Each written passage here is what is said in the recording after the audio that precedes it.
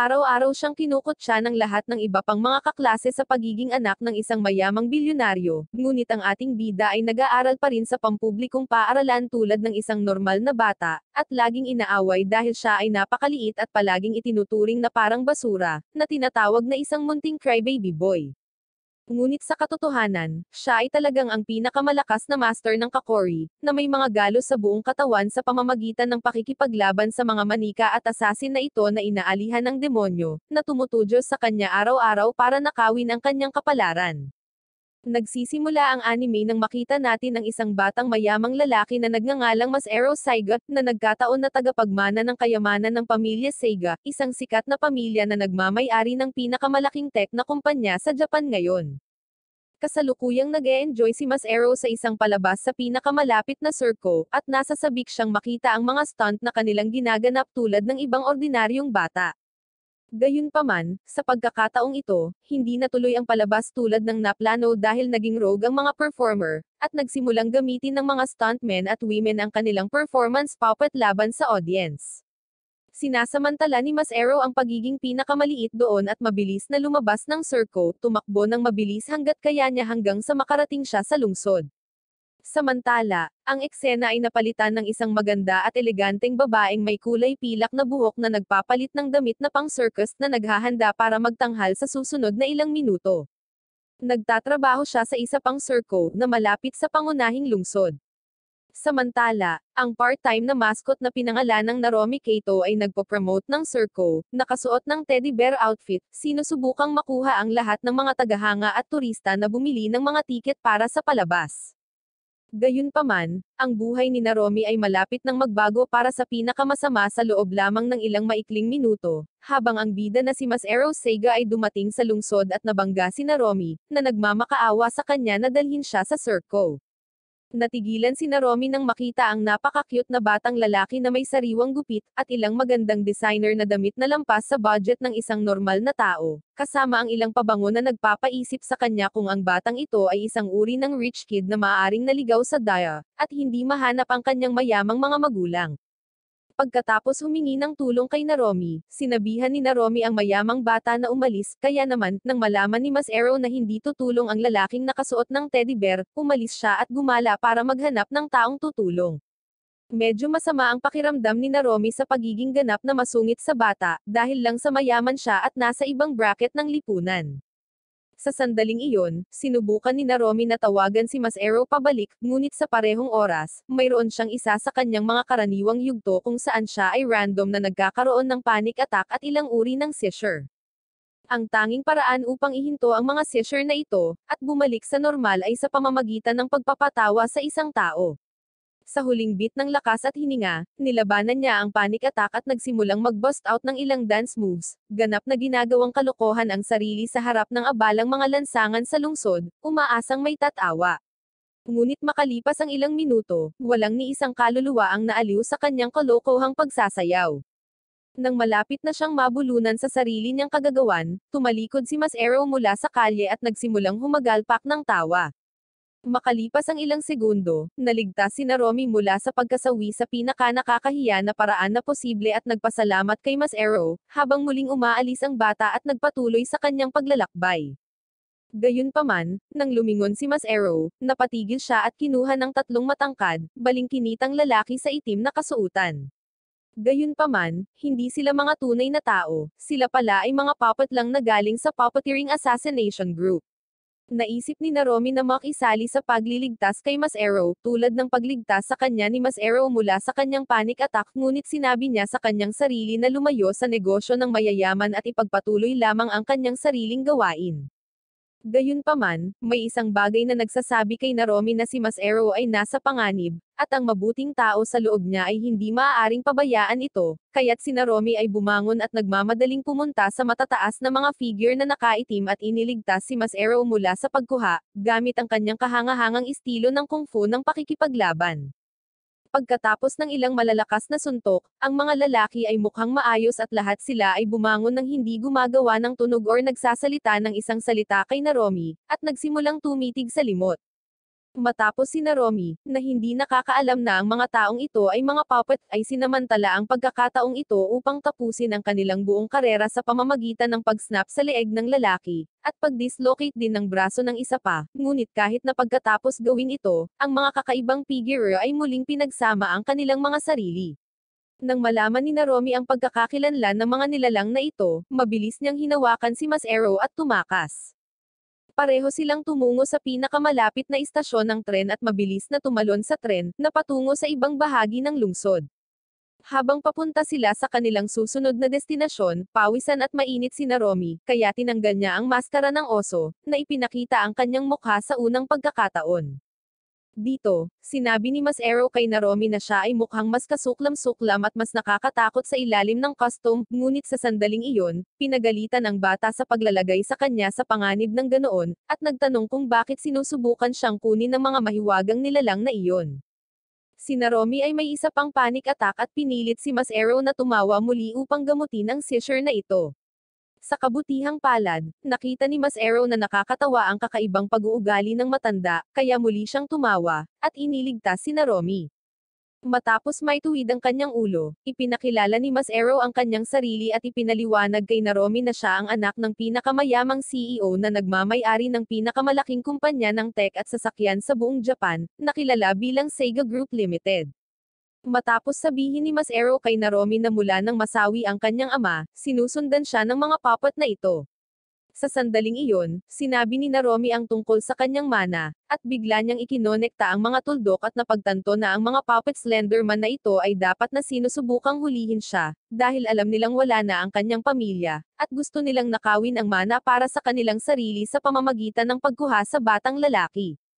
Matapos maunawaan ng kaunti, tinanong ni Naromi ang bata kung paano nasawi ang kanyang ama, at sinabi ni Mas Arrow sa kanya na isang araw habang nagmamaneho ang kanyang ama sa freeway, nagkaroon ng aksidente na naging sanhi ng pagbangga ng kanyang sasakyan.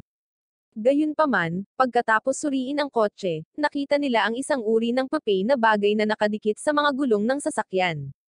Nagpatuloy si Mas Arrow at sinabi kay Naromi na pagkasawi ng kanyang ama, naaalala niya ang sinabi sa kanya ng kanyang lolo noong bata pa siya. Sinabi ng kanyang lolo na ang lahat ng lalaki sa pamilya Sega ay naaakit sa paglikha ng kanilang sariling mga puppet na kilala bilang Karakuri dolls, na may espesyal at kakaibang panloob na mekanismo ng clockwork na ginagawa silang katulad ng kung paano gumagalaw ang isang tao, at ginagawa silang napakalakas at tulad ng tao para magawa nilang gawin ang mga imposibleng stunt na hindi pa nakikita ng mga manunood. Sinabi niya sa batang Mas Arrow na bago ang kumpanya ng Sega ay nagkakahalaga ng bilyon-bilyong dolyar, at kilala bilang isang e-tech at kumpanya ng sasakyan, ito ay unang negosyo na kilala sa paglikha ng mga advanced na puppet para ibenta sa Serco, kaya naman ang kanilang kumpanya ay napakahusay sa engineering. Ngunit kung sakaling pumanaw ang kanyang ama, ang bagong tagapagmana ng lahat ng kanilang net worth ay ipapasa sa kanya. Hindi pa rin maintindihan ni Mas Arrow ang ibig sabihin noon. Sa pagtatapos ng talumpati ng kanyang lolo, sinabi niya kay Mas Arrow na kung sakaling dumating ang araw, kailangan niyang ipangako sa kanya na dadalhin niya ang napakahalagang briefcase na ito, at tatakbo ng mabilis hanggat kaya niya sa pinakamalapit na Serco at makakatagpo ng isang kilalang si Shirogane. Nang marinig ang lahat ng sinabi ni Mas Arrow, na-curious si Naromi at nagtanong kung sino ang taong Shirogane na ito, ngunit sinabi ni Mas Arrow na hindi pa niya alam, ngunit ang alam niya ay ang taong ito ay pupunta sa circus na pinakamalapit sa kanya. Naiintindihan na ngayon ni Naromi ang biglaang kahalagahan na kinailangan ni Mas Arrow na akayin sa Serco nang mabangga niya siya. Gayunpaman, ipinapayo ni Naromi na dapat niyang tawagan ang mga pulis sa halip na pumunta sa Serco. Sa sandaling iyon, isa pa sa mga puppet na assassin ang nagpakita sa tren at nakipag-away kay Naromi, sinusubukang tapusin ang misyon na nasimulan na nila. Itinigil nila ang lahat ng pagtatangka ni Naromi na umatake, at pinagbagsak siya na parang wala lang. Napagtanto ni Naromi ang sobrang lakas ng mga puppet assassin na ito.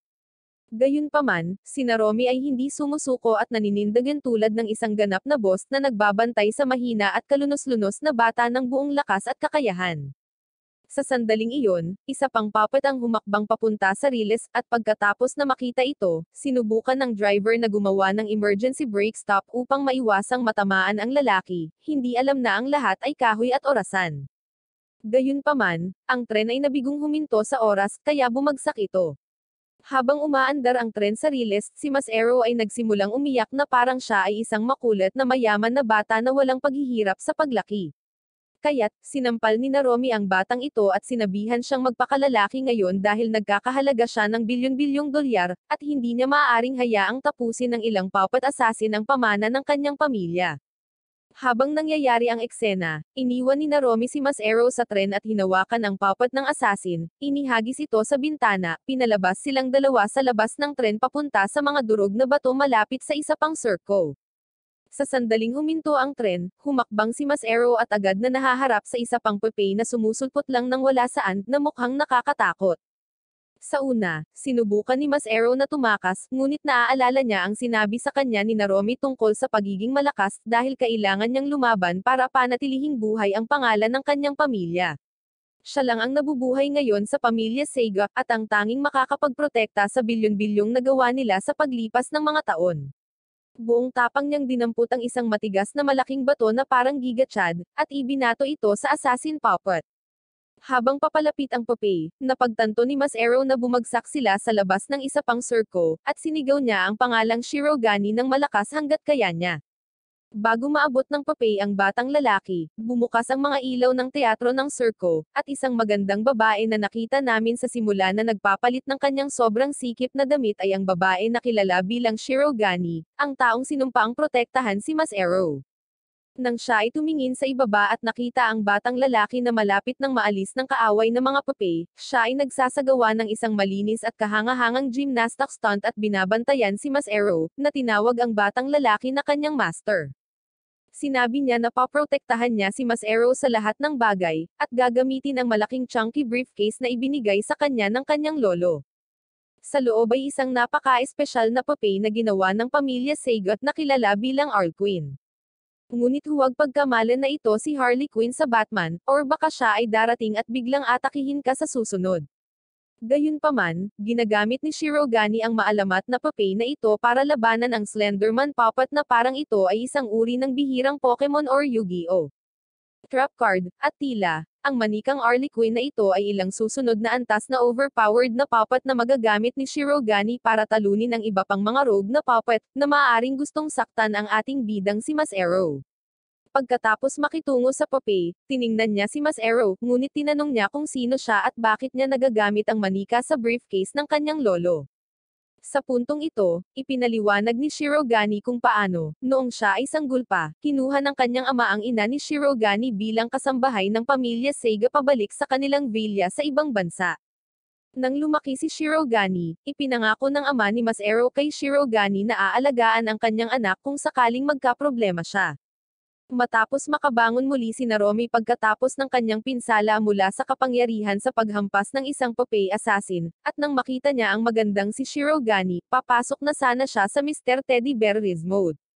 Ngunit nakita niya itong nakayakap kay Mas Ero, kasama ang kanyang higanteng mga assets na nakadikit sa kanyang mukha.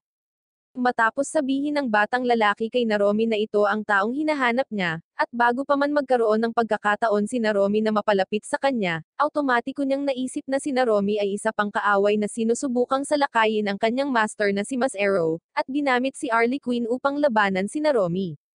Sinubukan ni Naromi na pakalmayan ito, ngunit hindi siya nakinig sa sinabi ng Teddy Bear Circus Geek na ito at sinubukan siyang salakayin kasama si Harley Quinn. Ngunit matapos makita ang kanyang dalawang bayani na nag-aaway, pumagitna si Mas Ero sa kanilang dalawa, dahilan upang aksidenteng matamber siya ng mga ito. Pareho silang sumugod upang tingnan kung ayos lang siya, ngunit hindi nagising ang bata pagkatapos makakuha ng mga malalakas na suntok sa mukha. Sinabi niya kay Naromi na mula ngayon, aalagaan niya siya at dadalhin siya sa isang lugar na ligtas kung saan hindi siya maabot ng mga puppet. Pagkaalis ni Shirogane habang karga-karga ang batang lalaki sa kanyang likod, sinamantala ni Naromi ang pagkakataong ito para umalis doon para hindi na niya makita ang isa pa sa mga kakaibang bagay na ito, na sinusubukang tapusin siya ng walang dahilan. Ngunit pagkatapos makita kung ano ang ginawa ng Popeye sa lahat ng mga inosenteng tao sa tren, tumalikod siya at sinabi sa kanyang sarili na dapat niyang tapusin ang kanyang nasimulan at alisin ang lahat ng mga demonyong Popeye na ito, at alamin kung sino ang may kontrol sa kanila at kung bakit nila hinahabol si Mas Ero. Samantala, pinapanood ng isang sketchy lukang na lalaki ang kabuuan ng kaganapan mula sa circus bleachers. Matapos tumawag ang lalaki sa boss ng assassination mission, ipaalam sa kanila na nabigo ang misyon dahil sa isang misteryosong babae na nagawang kontrolin ang mga puppet tulad nila. Tinanong ng empleyado ang amo kung papayagan niya itong gumamit ng isang ibang papel na kilala bilang Pulsenelle. Sa pamamagitan nito, maaalis niya sina Naromi, Shirogane, at Mas Arrow. Matapos mahanap ni Naromi si Shirogane at ang mahinang Mas Arrow sa gilid ng kalye, sinabi sa kanya ni Naromi na may kilala siyang doktor sa bayan na makakatulong sa paggagamot sa kanyang pinsala. Pagkatapos makakuha ng ilang tiwala, sinundan niya si Naromi at dumating sila sa doktor na gumamot sa kanya at nagpapahinga sa kanya. Pagkatapos ng paggamot, tinanong ni Shirogane si Naromi kung bakit niya sila tinutulungan, at sinabi niya na kailangan niyang pasalamatan si Mas Arrow sa pagliligtas ng kanyang buhay. Sinusubukan niyang sabihin sa kanya ang tungkol sa kanyang kalagayan, ngunit sa sandaling iyon, inatake sila ng isa pang kakaibang papel na nakatayo sa labas ng bintana. Sinabi ni Shirogane na tatanggapin niya siya bilang isang kasama dahil iniligtas niya si Mas Arrow kahit na hindi siya nagbibigay ng ilang dahilan tungkol sa kanyang kalagayan or kung ano paman. Lumabas silang dalawa para harapin ang puppet at ang amo nito. Sinabi ng lalaki na nandito siya upang tapusin ang bata, at ito ay nagpagalit kay Shirogane. Inilabas niya ang kanyang papel na si Harley Quinn, at pareho silang nagsimulang mag-away sa isa't isa. Mukhang malakas ang papel ng kalaban na si Pulsenelle at sinasabing may kakayahang sumuntok sa mga konkretong pader. Hinampans nito si Harley Quinn ng buong lakas, ngunit napatunayang masyadong up si Harley Quinn para dito at binasag lang ang sandata nito at pagkatapos ay hinawakan ang ulo nito gamit ang isang kamay. Si Pulsenelle ay ganap na na-shutdown sa pamamagitan ng malakas na pagkakahawak ni Harley Quinn, at pagkatapos noon, ginamit ni Shirogane ang espesyal na kakayahan ni Harley Quinn, ang Swirlang Tiger, at pinaghiwa-hiwalay si Pulsenelle. Mukhang nanalo sila, ngunit sinabihan siya ng puppet master na lumingon, at lumingon siya upang makita si Mas Arrow na napapalibutan ng mga lalaking may dalang punyal. Nagpatuloy sila sa pagkakabihag kay Mas Arrow, ngunit pagkatapos ay tumalon si Naromi gamit ang kanyang kung fu moves at pinahirapan silang lahat palabas ng klinika ng doktor.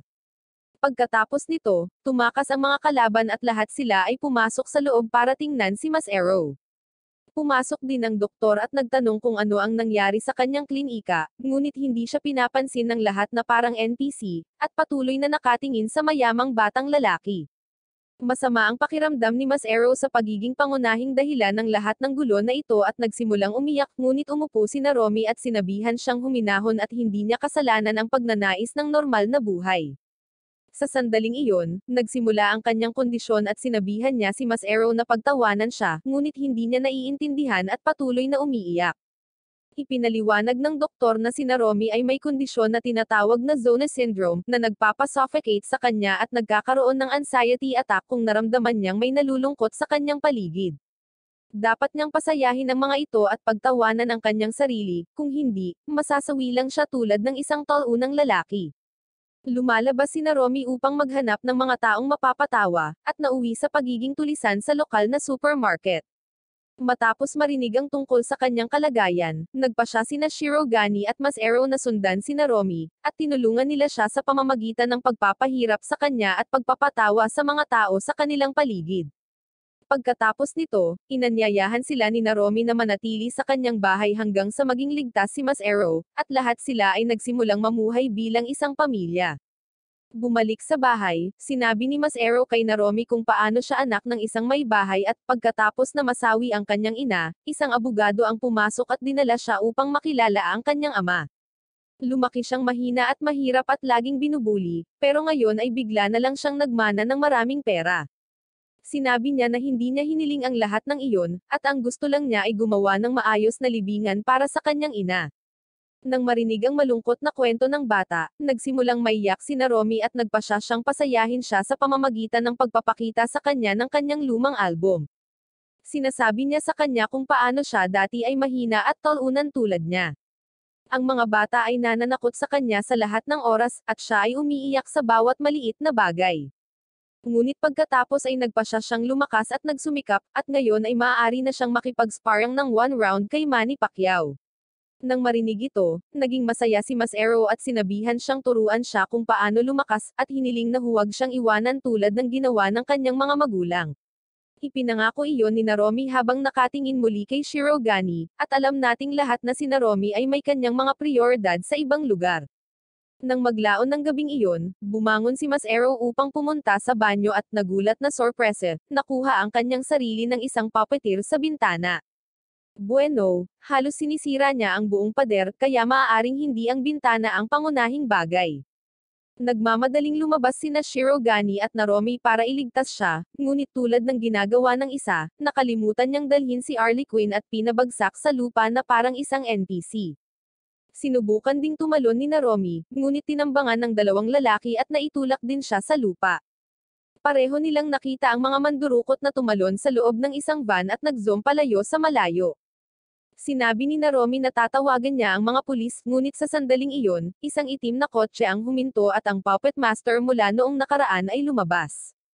Ipinakilala niya ang kanyang sarili bilang Iryo, at sinabi na siya ay mula sa pangkat ng pagpaslang na kinuha upang tapusin ang bata. Sa kabilang banda, ang mga karibal nila ay ang team na kinukuha ng isang taga-Sega family na gustong umampon kay Mas Arrow.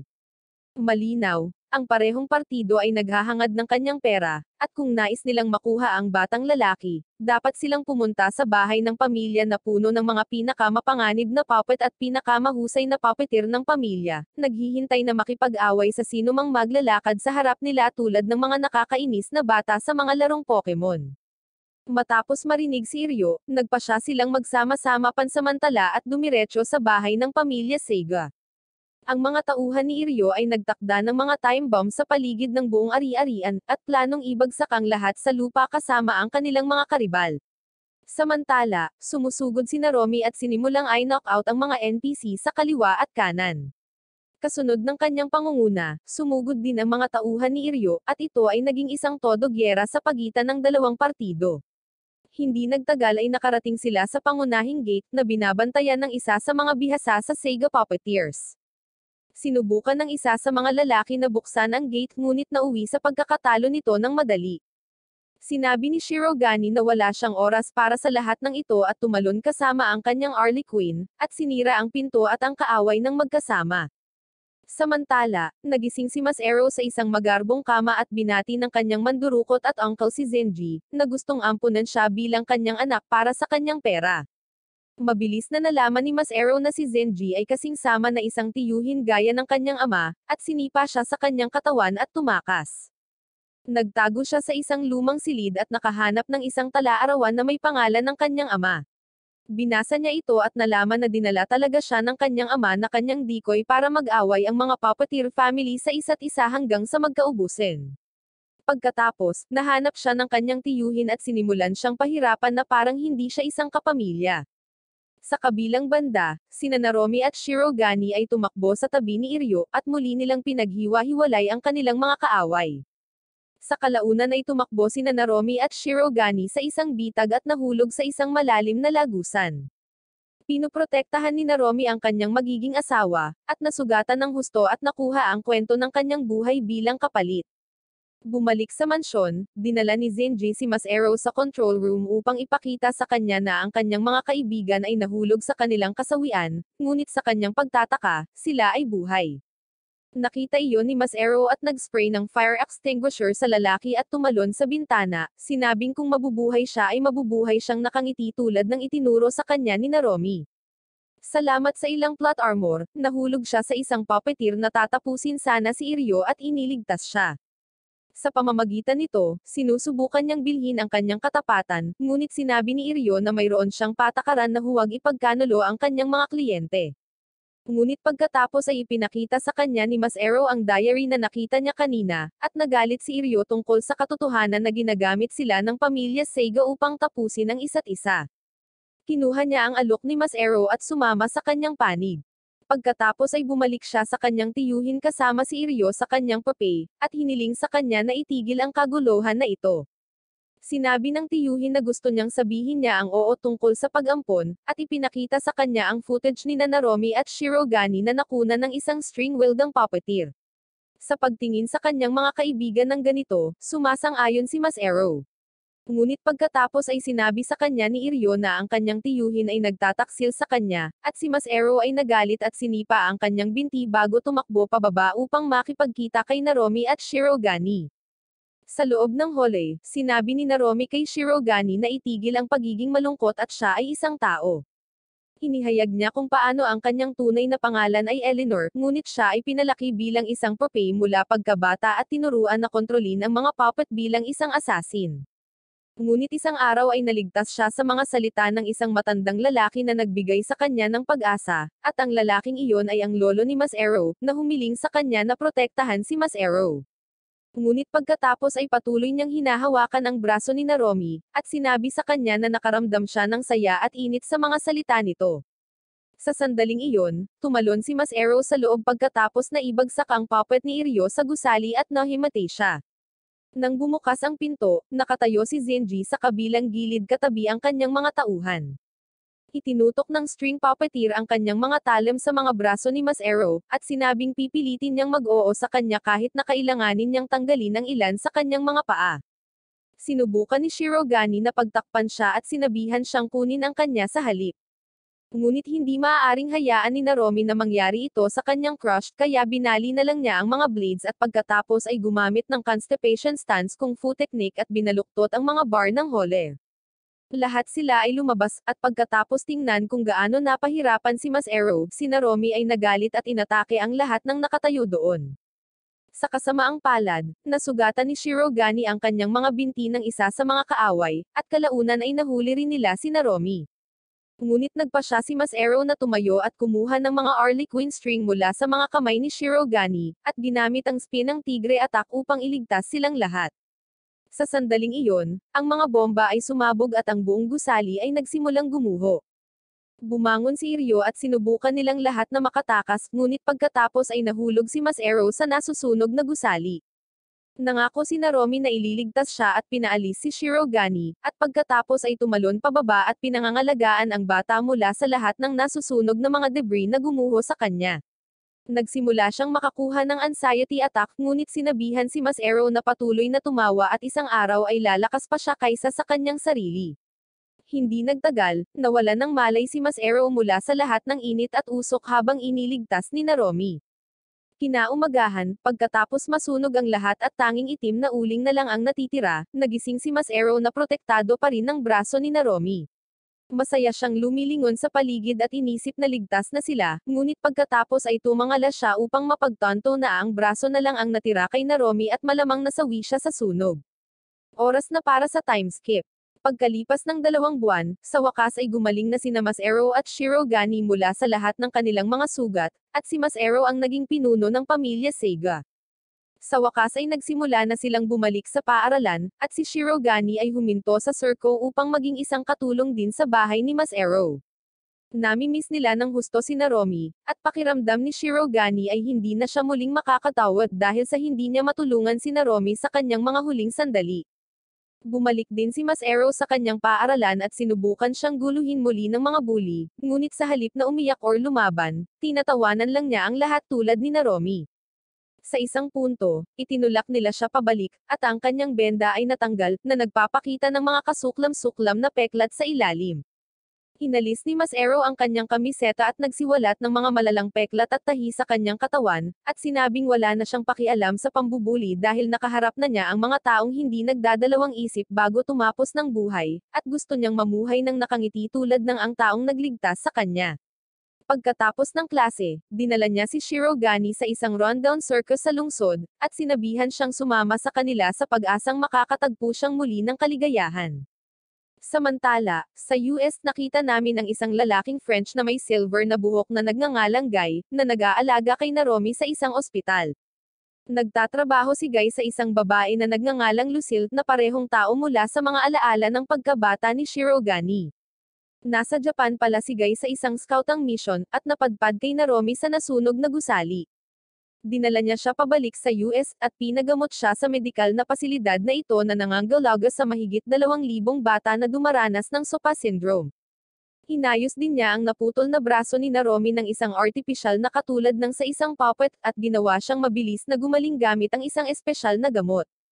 Si Naromi ay nawala ang kanyang mga alaala at hindi na maalala kung sino siya at kung bakit siya naruroon, ngunit tinulungan siya ni Guy sa pamamagitan ng pagbibigay sa kanya ng kanyang lisensya sa pagmamaneho at pagsasabi sa kanya kung saan niya siya natagpuan.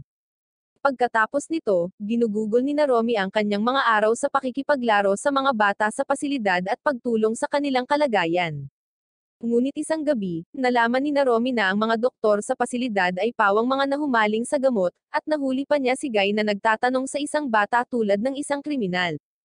Pumasok siya at tinanong siya kung tungkol saan ito, at ibinunyag ni Guy na walang lunas para sa SOPA syndrome maliban sa isang substance na tinatawag na akid na ginawa ng isang alchemist matagal na ang nakalipas, at wala nang nakakaalam kung paano ito gagawin. Ipinakita niya sa kanya ang paligid ng pasilidad, at ipinaliwanag kung paano mayroong 3 yugto ng SOPA syndrome. Ang unang yugto ay nagpaparamdam sa gumagamit ng inis at pag-atake ng pagkabalisa.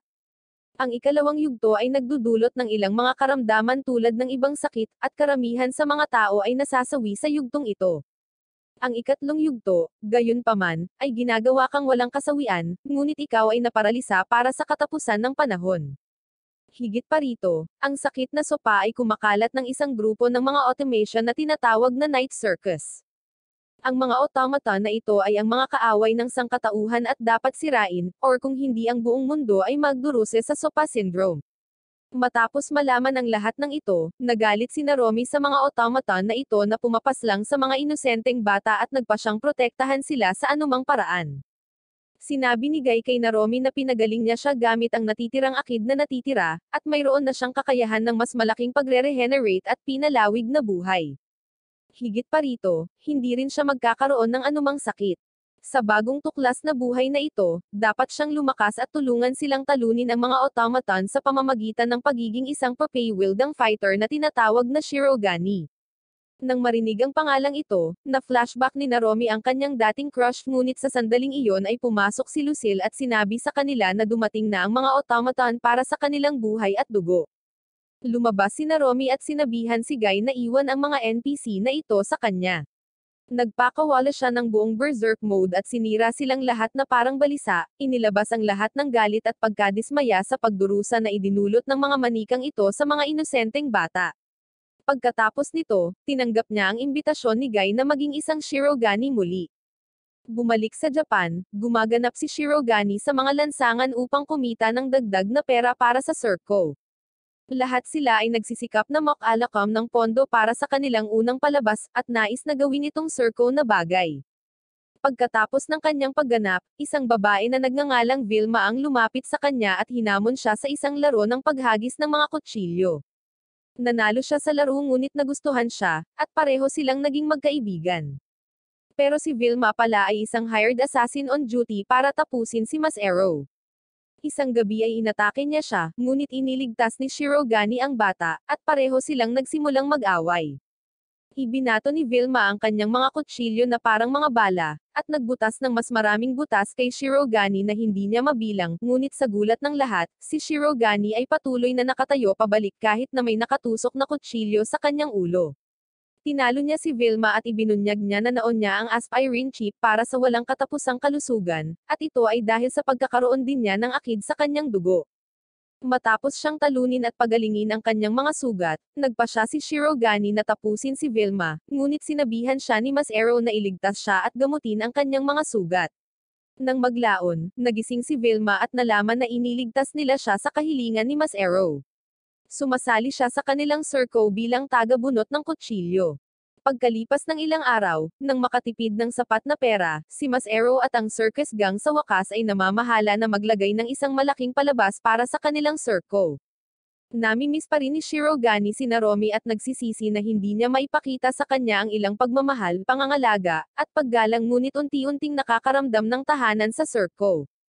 Sa kabilang banda, si Naromi ay nakasakay sa isang eroplano patungo sa ibang bansa kasama sina Guy at Lucille upang maghanap ng ilang mga automaton na naririnig nila kamakailan.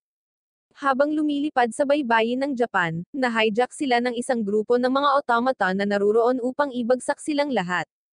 Pinaslang nila ang mga piloto at planong pasabogan ang eroplano, ngunit lumaban si Naromi at ang iba pa upang maiwasang mangyari iyon. Habang napapaligiran, kinukuha ng mga automaton ang mga pasahero na bihag at nagmumungkahi ng isang hamon kay Naromi, na isa-isa nilang babaliin ang mga daliri ni Guy sa bawat hampas niya habang nilalabanan sila. Pareho silang sumang-ayon, at nagawa ni Naromi na sirain ang halos lahat ng mga ito sa 7 hit lamang. Sa kasamaang palad para kay Guy, nangangahulugan iyon na mayroon na lamang siyang 3 daliri upang lumaban, ngunit tulad ng isang alpha male, sinabi niya na ayos lang siya at pinalabas ang kanyang papay na Olympus at nilagyan siya ng mga rocket booster. Lumilipad siya sa labas ng eroplano upang labanan ang mga automaton na sinusubukang pasabugan ang makina ng eroplano. Sa kalaunan, nagawa nilang mailapag ang eroplano malapit sa baybayin ng Japan, kung saan si Mas Arrow at ang kanyang Serco ay nagsasagawa ng kanilang palabas. Ang isa sa mga automaton ay lumabas at inaatake si Mas Arrow, ngunit iniligtas siya ni Shirogane sa pamamagitan ng pagtanggap sa atake. Ang automaton ay nauwi sa aksidenteng pag-inom ng ilan sa kanyang dugo at naisip na ito ay nag-ulo, ngunit pagkatapos ay tumalon si Naromi at sinisira pa rin ito, na pinoprotektahan ang lahat. Tinapik niya si Mas Arrow at pagkatapos ay nawala sa usok ng kasing bilis ng kanyang pagpapakita, na iniwan silang dalawa na nagtataka kung paano siya nabubuhay at kung saan siya nagpunta. Bumalik si Naromi sa ibang bansa kasama si Lucille, naiwan si Guy para isipin kung bakit niya hinayaang magulo ang kanyang mga daliri ng ganoon. Nahanap ni Shirogane si Guy, at ito pala ang guru niya na nagturo sa kanya ng puppeteering. Pinapasok nila siya at ginagamot ang kanyang mga sugat nang hindi nagtatanong. Nang maglaon ng gabing iyon, nagising si Mas Arrow mula sa isang masamang panaginip, at nagpa siya na pumunta sa isang paglalakbay upang malaman kung bakit iniwan ng kanyang ama ang kanyang buong kapalaran sa kanya at kung tungkol saan ang lahat ng ito. Samantala, pumunta si Naromi sa nayon ng kanyang guro sa kung fu at nakipagkita sa anak nitong babae. Sinabi niya sa kanya na ang kanyang ama ay naging nahumaling sa sopa syndrome, at lumabas upang maghanap ng isang lihim na bukal ng buhay upang inumin ang tubig nito at makarecover. Lumabas si Naromi upang hanapin ang matandang lalaki sa tabi ng kanyang anak na babae at si Lucille, at kalaunan ay nakita nila itong nakaupo sa ibabaw ng isang bato sa tabi ng bukal. Sinabi sa kanya ni Naromi ang tungkol sa mga puppet at lahat ng nangyari sa ngayon, at sinabi ng matanda na mayroon din siyang sariling kwento na ibabahagi rin. Siya ay kabilang sa pamilya Bai, at matagal na ang nakalipas, nilikha ng kanyang mga ninuno ang mga puppet, akid, at maging ang sopa syndrome dahil sa pag-inom ng huling, pinakapuro na patak ng akid. Si Naromi ay nagsimulang makakuha ng mga pangitain din sa buhay ng lumikha, at sumunod sa kwento kasama ang kanyang master. Noong unang panahon, sa sinaunang China, may dalawang magkapatid sa pamilyang Bai na nagngangalang Ying at Jiang. Pareho silang umalis sa kanilang nayon at pumunta sa Prague upang mag-aral sa ilalim ng isang alchemist. Nag-alay sila ng maraming taon sa ilalim ng kanilang guro, at naging tanyag din sa mga kababaihan sa nayon. Isang araw, nakatagpo sila ng isang mahirap ngunit napakagandang babae na nagngangalang Fiona. Ang nakababatang Jiang ay nahulog sa kanya sa unang tingin, at hinihila ang kanyang kapatid sa anumang pagkakataon na maaari niyang makita siya. Isang gabi, habang naglalakad pa uwi, nalaman ng nakatatandang Ying na isa pala siyang French noblewoman na tumakas sa mga mangangalakal ng alipin kasama ng ilang refugee, at mula noon ay sumilong sila rito. Lahat sila ay mahirap, ngunit ginawa ni Fiona ang kanyang paraan upang gumawa ng mga kakaibang trabaho, at ibenta ang kanyang buhok upang bumili ng pagkain para sa kanilang lahat, madalas na hindi kumakain ang kanyang sarili hanggang sa ang iba ay pinapakain.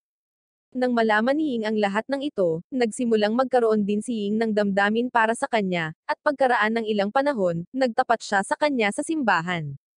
Tinanggap niya ang kanyang proposal, at nagpakasal sila sa isa't isa, ngunit nalaman ni Jiang ang lahat ng ito at naging sobrang sama ng loob kay Ying dahil sa pagnanakaw ng kanyang unang pag-ibig, kahit na alam niya ang tungkol dito.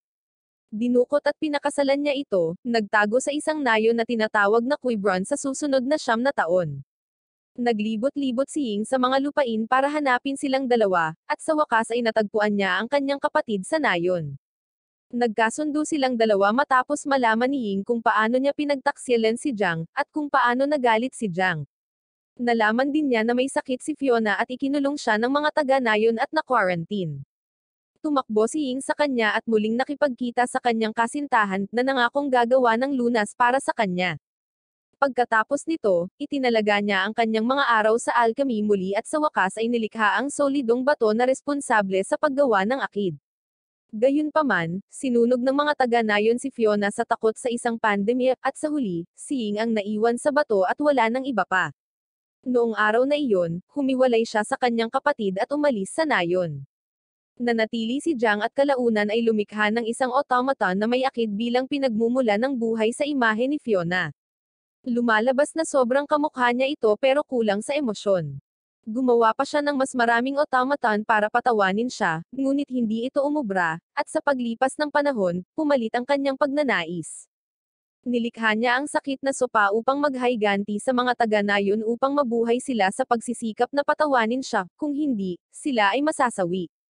Sa kasamaang palad para sa lahat, hindi siya tumawa, at si Jiang ay naging galit na sinira din niya ang manika at umalis sa Nayon. Ngunit kahit na umalis ang mga automaton, nanatili ang sakit. Sa kabilang banda, ang manika ni Fiona ay nakaligtas at lumikha ng higit pang mga automaton sa pag-asang matupad ang kagustuhan ng lumikha nito na patawanin siya. Ipinakalat niya ang sopa syndrome sa buong mundo hanggang ngayon, sa pag-asang mahanap ang huling nawawalang piraso na kukumplito sa kanya. Samantala, ilang sandali matapos umalis ang mga automaton sa Nayon, isang matandang lalaki ang dumating at itinapon ang solidong bato sa balon upang lumikha ng akid na may kakayahang pagalingin ang lahat. Nakilala niya ang isang babae na nagngangalang Lucille, at sinabi sa kanya na ibigay ang tubig na ito sa mga taong naghihiganti sa mga automaton at gustong alisin ang mundo sa kanila. Pagkatapos noon, siya mismo ang tumalon sa loob ng balon upang pahusayin ang mga pag-iingat nito upang ang solidong bato ay manatiling aktibo sa mga darating na siglo. Pagkatapos uminom ng akid mismo, natanggap ni Lucille ang unang papel, si Arla Queen, at ang kalooban na alisin ang mundong ito ng mga automaton. Ang dahilan kung bakit tinawag nila ang mga mandirigmang ito na Shirogane ay dahil nakuha ni Ying ang pangalang iyon sa Japan, dahil sa kanyang puting buhok sa katandaan, at iningatan niya ito sa mga susunod na taon. Bumalik sa kasalukuyang panahon, pagkatapos ng kwentong ito, iniisip ni Naromi kung ano ang nangyari sa nakababatang kapatid na si Jiang. Sa sandaling iyon, dumating sa eksena ang isa sa apat na pioneerang automaton, ang Pantalone. Sinabi niya na walang nakakaalam kung saan nagpunta si Jiang pagkatapos umalis sa Nayon, ngunit ngayon silang lahat ay naglilingkod kay Lady Fiona at nabubuhay para sa layuning mapangiti siya. Nang marinig ang kanyang simpleng pananalita, tinutuya siya ng matandang kung fu master at pinatalon siya. Nang makalapit si Pantalone, sinurpresa niya ito ng isang crate ng dinamite sa ilalim niya at pinasabog ang lahat para ibagsak siya. Pagkatapos ng insidenteng ito, napansin ni Lucille ang isang asong Shirogane na kumukuha ng amoy ni Pantalone, na nagpapahiwatig na siya ay nabuhay. Dahil doon, sa wakas ay nahanap na nila ang lokasyon ng night circus. Sa pamamagitan nito, tinawag nila ang lahat ng Shirogane-o na sumama sa kanila para sa huling labanan sa disyerto. Ang Shirogane-o ay mga dating tao na Shirogane na binago ng mekanikal ang kanilang mga katawan, upang makalaban nila ang mga kaaway nang hindi nangangailangan ng mga puppet. Lahat sila ay nakatayo sa harap ng circus tent at nagpasya na gawin ang pinakamagandang bagay na magagawa nila. Pagkatapos tumawag ng daan-daan, kung hindi man libo-libo, ng mga manlalaban mula sa buong mundo, nagpasya silang maglaro ng patas na laro ng one-on-one na laban, at ang mananalo ay kukunin ang lahat. Good luck, Lucille. Para sa kanilang mga mandirigma, pinipili nila sina Lucille, Fatima, Rudy, Terence Troy. Ang anak ng Kung Fu Master, si Monica, ay hinimok silang lumaban din at pumasok sa loob. Ang kanilang imbitasyon ay tinanggap ng isa sa apat na sinaunang automaton. Ang isa sa mga Shirogane-o na tinatawag na Zad, ay tumatakbo ng napakabilis at sinisira ang isang pares ng mga automaton, ngunit pagkatapos ay nakaharap siya sa isang merry-go-round na automaton at nauwi sa pagkatalo. Pagkatapos nito, ang isa pang Shirogane ay gumawa ng parehong bagay, at si Naromi ay nagtataka kung anong uri ng mga walang isip sila. Pagkatapos ay tumalon siya sa kanyang sarili at sinisira ang automaton na parang isang gigachad, at ipinakita sa lahat kung gaano sila kawalang silbi. Ang isang pares ng iba pang mga automaton ay tumalon at lumaban kay Fatima at Monica, ngunit lahat sila ay natalo at nanalo sa round. Pagkatapos nito, ibinaba sila sa susunod na yugto, kung saan dapat silang pumili sa pagitan ng dalawang pinto. Itinago ng isa ang kanilang pinuno, si Fiona, at ang isa ay humantong sa isang sorpresa mula kay Shako. Sa sandaling iyon, ang isa sa mga Shirogani na kasama nila ay naglabas ng isang medikal na silid at sinabihan sina Monica at Fatima na magpagaling doon, habang ang iba ay hati-hati sa dalawang koponan at pupunta para sa ulo ni Fiona. Si Lucille ay nananatili sa likuran kasama ang mga babae, sa pag-asang makahanap ng ibang paraan upang maabot si Fiona. Samantala, lubos na ninanamnim ni Iryo ang kanyang mayamang buhay, ngunit isang araw ay pumasok ang isang Shirogani sa kanyang silid sa hotel, at ipinakilala ang kanyang sarili bilang ang taong muling gagawing kawili-wili ang kanyang buhay. Kinuha siya ni Iryo sa alok na ito at bumalik sa kanyang nayon upang kunin ang kanyang sandata bago lumipad sa Sahara Desert kung saan matatagpuan ang Night Circus. Sa kanyang paglalakbay, nalaman niya na ang SOPA syndrome ay sanhi ng maliliit na insectoid automation, at ang pag-inom ng dugo ng mga taong nakainom ng akid ay nagbibigay sa iyo ng kaunting kaligtasan sa sakit sa kanila. Samantala, bumababa sina Romy sa isang mahabang hagdanan na naghahatid sa kanya sa isang silid, lampas kung saan si Fiona ay dapat na nakaupo. Pagdating doon, lumabas ang automaton sa screen at sinabi sa kanila na ang silid ay may mga spike na pader, at isang bahagi ng platform ay babagsak tuwing 3 minuto tulad ng isang laro sa video game. Sinabi niya na mayroon silang 18 minuto bago sila durugan ng mga pader, at dapat nilang labanan ang isa't isa, at ang dalawang makakaligtas ay makakapagpatuloy. Agad na pinabagsak ni Naromi ang walang emosyong robot na si Shirogani Lena, na kasama nila, at pagkatapos ay sinabihan ang dalawa na magpatuloy. Ibinaba niya ang mga dingding at sinira ang lahat ng mga spike, ngunit sa halaga ng pagtaas ng kanyang butas sa katawan ay binibilang ng marami. Pagkatapos noon, sa sandaling bumalik si Lena sa kanyang katinoan, tumalon siya sa isang pader sa kanyang tulong at sinira ito, na iligtas silang dalawa. Ngunit sa kabilang panig, nakasalubong nila ang dalawang Shirogani at natagpuan ang dalawang nasawi sa lupa. Tinatanong niya kung ginawa nila ito, ngunit itinuro nila ang daan-daang mga automaton na nakatayo sa harap nila na may mga machine gun at sinabi na hindi nila nagustuhan ang kanilang biro. Ang Shirogani ay lumakad pasulong at sinisira ang lahat ng mga puppet, at pagkatapos ay hinayaan nilang magpatuloy ang dalawa. Samantala, ang pader ay nasira at nagsiwalat ng isang napakalaking pandurog sa likod, na handang patagin si Naromi na parang papel, ngunit hiniling ng Shirogani si Naromi na kumapit sa loob ng 5 minuto at nauwi sa pagbibigay ng kanyang sariling buhay upang ihinto ang mga gear, at pinahinto ang pandurog. Sa mga huling sandali niya, ikinuwento niya kay Naromi ang kanyang malungkot na kwento kung bakit siya naging Shirogani muli, ngunit laktawan na lang natin iyon dahil di naman masyadong importante. Matapos mapagtagumpayan ang lahat ng mga hamon na ito, lumakad si Naromi at kalaunan ay nakarating sa pangunahing lupain ng Surco kung saan nakilala niya ang iba pang Shirogani doon. Ang apat na sinaunang automaton, sina Pantaloni, Dalton, Colin, at Arlino ay bumati sa kanilang lahat, kasama ang manika ni Fiona na nakaupo sa itaas nila sa kanyang trono. Habang ang lahat ng ito ay nangyayari sa loob, ang lahat ng Shirogani sa labas ay nakikipaglaban sa isang napakalaking hukbo ng mga low-tier na automaton. Bagamat mababa ang kanilang kalidad, mas marami sila sa kanila, at nakalulungkot na ang pagkakaiba ay nagpapatunay na napakalaki para sa kanila. Sa loob, nagsimulang maglakad si Naromi sa itaas patungo sa manika ni Fiona na may mas maraming butas sa katawan kaysa kinakailangan. Ang isa pang Shirogani, na sumama sa kanya, ay lumalaban sa apat na sinaunang automaton at pinapanatili silang abala, habang si Naromi ay naglalakad na parang zombie.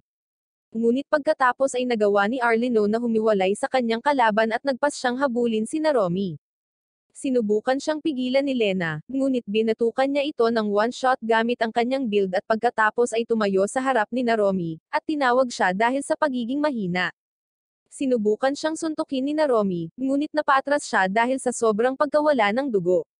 Pagkatapos ng kanyang pagkahulog, sinubukan ng iba pang Shirogani na iligtas siya ngunit pinigilan sila ng ibang mga automaton, na pagkatapos ay tinawag ang lahat ng mga low-tier na automaton mula sa loob upang tapusin ang mga ito minsan at para sa lahat. Ang mga bagay ay mukhang talagang masama para sa panig ni Naromi, ngunit sa sandaling iyon ay tumalon si Lucille kasama sina Fatima, Monica, Iryo, at ang iba pang Shirogani. Siya ay tumalon kasama ang kanyang papay na ipinadala sa kanya ni Iryo, at ipinahayag na ito ay isang papay ng kanyang yumaong anak na si Angelina, na kamukhang kamukha ni Fiona. Dahil sa pagkakatulad na ito, nagawa niyang magbigay ng mga order sa apat na sinaunang automaton at sinabihan silang yumuko sa kanya. Pagkatapos ay kinukutya niya ang tinatawag na Dalton, na may galit sa kanya, at pinasabog niya ang sarili sa pamamagitan ng pagsuway sa utos at pagsalungat sa kalooban ng lumikha nito. Si Dalton ay tumayo at hinampid si Lucille, ngunit ito ay nagkakahalaga ng kanyang sariling mekanikal na buhay. Dinala ni Fatima at ng isang doktor na si Shirogane sina Romy sa loob ng medical chamber at sinimulan siyang operahan, ngunit dahil sa labis na pagkawala ng dugo, ang kanyang immortalidad mula sa akid ay nauubos, at ang kanyang katawan ay nagsimulang maging bato. Ang labanan ay nagpapatuloy sa labas habang ang mas mababang mga automaton ay nakakagalaw pa rin dahil hindi sila kasing tapat kay Fiona dahil sa pagiging mas mababa sa hierarchy. Sa huli, kailangang palitan ng doktor ang mga batong paa ni Romy ng mga bahagi ng mga puppet ng kanyang mga nahulog na kaibigan. Sa kabilang mundo, binibigyan siya ni Lucille ng panghuling pagtulak upang bumalik at iligtas ang mundo. Sa labas, nagawa ni Arlino na tumayo sa pamamagitan ng pagpapaunawa sa kanyang sarili na ang utos ay ibinigay ng isang peke at hindi ang tunay na manika ni Fiona. Ang isa sa maitim at gwapong Shirogane ay nagpasya na labanan siya at ginamit ang kanyang snake puppet upang iturok ang sarili niyang dugo sa kanya, na ginawa siyang mabulok dahil sa reaksyon na may akid sa kanya. Pagkatapos ng operasyon kay Romy, ang doktor ay naging bato at gumuho rin, na sinasabi na ngayon ay nasa kay Romy nagisingin ang kanyang sarili. Samantala, nagawa ni Pantalone na basagin ang manika ni Angelina at nahiwalay ang sarili at si Arlino sa utos. Umakyat sila sa itaas at humingi ng paumanhin sa manika ni Fiona dahil naloko siya ng peke. Maya-maya, lumingon sila at nakita si Fatima na papalapit sa kanila dala ang kanyang puppet. Kaya, nagpasya si Arlino na i-one-shot din siya, ngunit sa kabutihang palad, hindi niya nakalimutan na bumili ng isang potion at namamahala upang mabuhay sa isang HP. Nagpasya si Pantalone na tapusin siya, ngunit biglang nagising si Romy na may panibagong paniniwala at dumiretso sa kanya gamit ang kanyang mekanikal na mga paa. Siya ay sumugod at sinuntok si Pantalone, at hinayaan si Fatima na magpahinga sa kapayapaan habang siya ay nawawala mula sa pagkasunog ng pinsala. Pagkatapos nito, si Arlino ay nakatayo sa kanyang harapan na parang panghuling boss, ngunit si Romy ay nag-one-shot lang sa kanya at sinabi sa kanya na hindi na siya mahalaga sa balangkas. Sa pamamagitan nito, lumapit siya sa manika ni Fiona at naghanda upang sirain ito. Sinabi niya sa kanya na itigil ang Sopa Syndrome, ngunit sinabi niya na hindi siya ang tunay na manika at siya ay nilikha sa loob ng 2,000 segundo ng tunay na Fiona, at siya lamang ang nakakaalam kung paano pigilan ang sopa. Nang marinig ito, nawalan ng isip si Romy at winasak pa rin siya at nagsimulang mag-isip kung ano ang susunod niyang gagawin. Maya-maya, pabalik sa Japan, nakipag-usap si Shirogane sa isang lalaki tungkol kay Romy at kung paano niya ito gustong protektahan, ngunit sinabi niya sa kanya na huwag mag-alala tungkol sa kanya at kung minsan ang pagbibigay ng kalayaan sa isang tao na tuklasin ng mag-isa ang pinakamagandang paraan ng pag-ibig. Pagkatapos nito, bumalik siya sa loob at nagpasya si Shirogane na sumunod. Pagkaraan ng ilang sandali, sa kanyang paglalakbay, siya ay inatake ng isang talim na kamao, at nang mawala ang usok, ito ay lumabas na walang iba kundi si Romy mismo. Sinabi niya na siya ang tunay na manika ni Fiona at nalaman niya ito mula sa isang lalaking tinatawag na Fuji, na isang French na pangalan. Si Fuji ay isang dating Shirogane, at nagpasya na maging isang matagumpay na negosyante upang masuportahan niya si Lucille sa digmaan laban sa mga automaton. Sinabi ni Shirogane na ito ay panlilinlang lamang sa halip at siya ay si Eleanor, ang batang babae na tinuruan niya kung paano ngumiti. Sinabi ni Romy na hindi niya kilala ang sino mang ganoon at nagpapatuloy sa pag-atake sa kanya, ngunit tumanggi siyang hayaan siyang tanggihan ang kanyang pag-iral at patuloy na nagsasabi sa kanya tungkol sa kanyang sarili. Sa huli, sinabi ni Shirogane sa kanya na magpatuloy at kunin ang kanyang ulo kung gusto niya, ngunit nagsasabi siya ng totoo. Si Romy ay pumasok para sa pagtatapos na atake ngunit pagkatapos ay nakakuha ng mga pangitain mula sa kanyang pagkawala ng memorya, at nagpas siyang tumakas sa halip. Habang nangyayari ang lahat ng ito, ang batang si Mas Arrow ay naglalakbay sa kanyang lumang bahay upang alamin kung sino talaga siya, at kung bakit ipinaubaya ng kanyang ama ang lahat ng kanyang kayamanan sa isang anak sa labas. Pagdating niya sa nasunog na asyenda, nakilala niya ang hardinero na nagtanong sa kanya ng kanyang pangalan at sinabing 30 taon na niyang hinihintay siya. Sinabi niya na ang yumaong may-ari ng mansyon ay nagbigay sa kanya ng isang kahon upang ibigay sa isang batang lalaki na nagngangalang Mas Arrow, na darating doon isang araw. Binasa ni Mas Arrow ang sulat, at kinuha ang mga susi sa kahon at nalaman na sinabihan siya ng kanyang ama na pumasok sa silid sa basement na may ganitong simbolo. Nagtataka si Mas Arrow kung paano nalaman ng kanyang ama ang tungkol dito 30 taon na ang nakalilipas, at pagkatapos ay pumunta upang suriin ang silid. Habang nasa loob, nagsimulang tumugtog ang isang recording, at ipinapakita nito na sa totoo lang, ang ama ni Mas Arrow, si Seidayoshi, ay kahalintulad ni Orochimaru. Binuhay niya ito sa buong buhay niya para lang maaga niya ang kanyang katawan, at nagtanim siya ng chip sa kanyang utak na maglilipat ng lahat ng alaala niya kapag nasawi na ang tunay na katawan. Ngunit mukhang may ilang pagkakamali, at hindi natuloy ang paglipat, kaya inihanda niya ang silid at recording na ito upang pasiglahin ang kanyang utak at muling magising ang mga alaala. Nagsimulang magpanik si Mas Arrow matapos marinig ang lahat ng ito, ngunit tumanggi na umupo sa malinaw na mapanganib na upuan at nalaman na ang kanyang ama ay nag-iwan din ng 3 advanced na puppet para sa kanyang sarili. Nagpa siya si Mas Arrow na maglakad sa labas upang huminga, ngunit doon niya nakilala ang 2 puppeteer assassins mula sa parehong clan ni Iryo. Sinabi nila na sila ay may utang sa kanyang lolo na si Shuji, at hiniling niya sa kanila na tapusin ang batang lalaki na nagngangalang Mas Arrow kung papasok siya sa silid na ito dahil siya ay magiging Seidayoshi. Pagkatapos ay sinimulan nila siyang salakayin, ngunit si Mas Arrow ay halos hindi nakaiwas at tumakbo pabalik sa loob. Nilock niya ang pinto at nagsimulang makarinig ng boses na nagsasabi sa kanya kung paano i-unlock ang mga malita gamit ang mga puppet, at sa tulong nila, natalo niya ang parehong mga assassin. Ang boses ay lumabas na isang maliit na parang ibon na puppet na nilikha ng kanyang ama upang tulungan siya pagkatapos ng kanyang muling pagsilang, ngunit ngayon siya ay parang isang AI assistant para kay Mas Arrow. Salamat sa kanyang tulong, nakakuha si Mas Arrow ng access sa 3 advanced na mga puppet kung saan ang isa ay maaari pang lumipad. Pagkatapos ng insidenteng ito, nalaman namin na si Shuji ay talagang buhay, ngunit ang kanyang katawan ay kalahating tinatangay ng hangin, at si Shuji ay nakalagay sa loob ng ilang uri ng recovery flu chamber. Mula sa loob, sinabi niya sa mga miyembro ng clan na dalhin si Mas Arrow sa kanya para makumpirma niya kung ano ang gustong gawin ni Seidayoshi pagkatapos mabuhay muli. Sinundan nila ang kanyang kahilingan, kinuha si Mas Arrow gamit ang isang lambat, at diretso siyang pinabagsak sa langit. Bumalik sa gusali ng clan, nakipagkita si Mas Arrow sa kanyang lolo, ngunit sa kanyang pangamba, tumanggi siyang tanggapin siya bilang Mas Arrow at patuloy na sinasabi na siya ay si Seidayoshi. Pagkatapos ay pinainom niya siya ng ilan sa kanyang dugo, at sinabihan siyang buhayin ang sarili niyang mga alaala at magkakaroon pa tayo ng isa pang flashback. Mga 200 taon na ang nakalilipas, pagkatapos iwan ni Bayan ang kanyang kapatid, pumunta siya sa Japan at naging doktor. Doon, nakilala niya ang isang batang lalaki na nagngangalang Shuji at tinuruan siya ng medisina at espada. Si Shuji ang nagsalin sa pangalan ni Bayan bilang Shirogane, at siya ang dahilan kung bakit ganoon ang tawag sa lahat ng puppet fighter. Lumipas ang mga taon, at lumaki si Shuji na isang mabuting tao.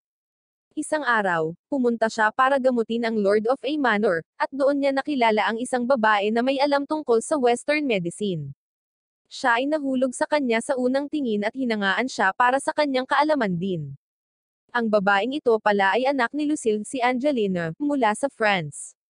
Ang kanyang ina ay nagtanim ng malambot na bato sa loob niya, at sa halip na hayaan siyang masawi bilang isang pape, pinaalis niya siya sa malalayong lupain at binigyan siya ng isang bote ng akid na sinasabi sa kanya na ibigay ito sa isang mananalo sa kanyang puso at upang mamuhay ng matiwasay. Ibinigay sa kanya ng kanyang ina ang puppet na nakuha niya mula kay Bayan, ang Harley Quinn, at pinaalis siya. Sa paglipas ng panahon, lumalapit si Angelina kay Shuji, at isang araw, habang inililigtas siya mula sa apoy, ipinakita niya ang kanyang walang kasawiang katawan at si Harley Quinn sa kanyang harapan. Bilang bata na tumulong kay Bea na likhain ang puppet na iyon, agad itong nakilala ni Shuji at tinanong siya kung bakit nasa kanya iyon, pagkatapos ay sinusundan siya sa buong gabi upang humingi ng mga sagot. Sa una, iniisip ni Angelina na iniisip niya siya bilang isang halimaw, na nakaligtas sa mga apoy na iyon, ngunit sinabi ni Shuji na nahulog siya sa kanya sa unang tingin at iniinom ang akid upang makasama siya magpakailanman. Kaya lang, lumipas ang mga taon, at naging negosyante si Shuji na gumagawa at nagbebenta ng mga puppet para tumulong sa kanyang trabaho. Ipinadala ni Lucille ang isang binata na nagngangalang din upang tumulong sa pagdadala ng mga puppet para sa Shirogane. Sa paglipas ng panahon, inampon ni Shuji si Din bilang kanyang anak at pinangalanan siyang Shirogane, at naging maayos silang pamilya. Ngunit pagkatapos ay nagkaroon ng issue. Isang araw, sinabi ni Angelina kay Shuji na siya ay magiging isang ama. Bumalik sa kasalukuyang panahon, naglalakad si Guy sa loob ng silid, at tinanong ni Shuji kung naroon siya upang tuparin ang kanyang pangako. Sinabi ni Shuji na oo, siya nga, at kailangan niyang kumpirmahin kung talagang nabuhay na muli si Seidoyoshi sa katawan ni Mas Ero or hindi at nagpatuloy ang kwento. Bahagi pala ng kwentong ito si Guy, at nagsimula ito sa mga isyo ng kanyang ina nang magkaroon siya ng SOPA syndrome sa murang edad. Iniwan siya ng kanyang mga magulang sa isang ospital na may dalang isang bag ng candy at bumili ng gatas, at alam nating lahat kung paano iyon magtatapos.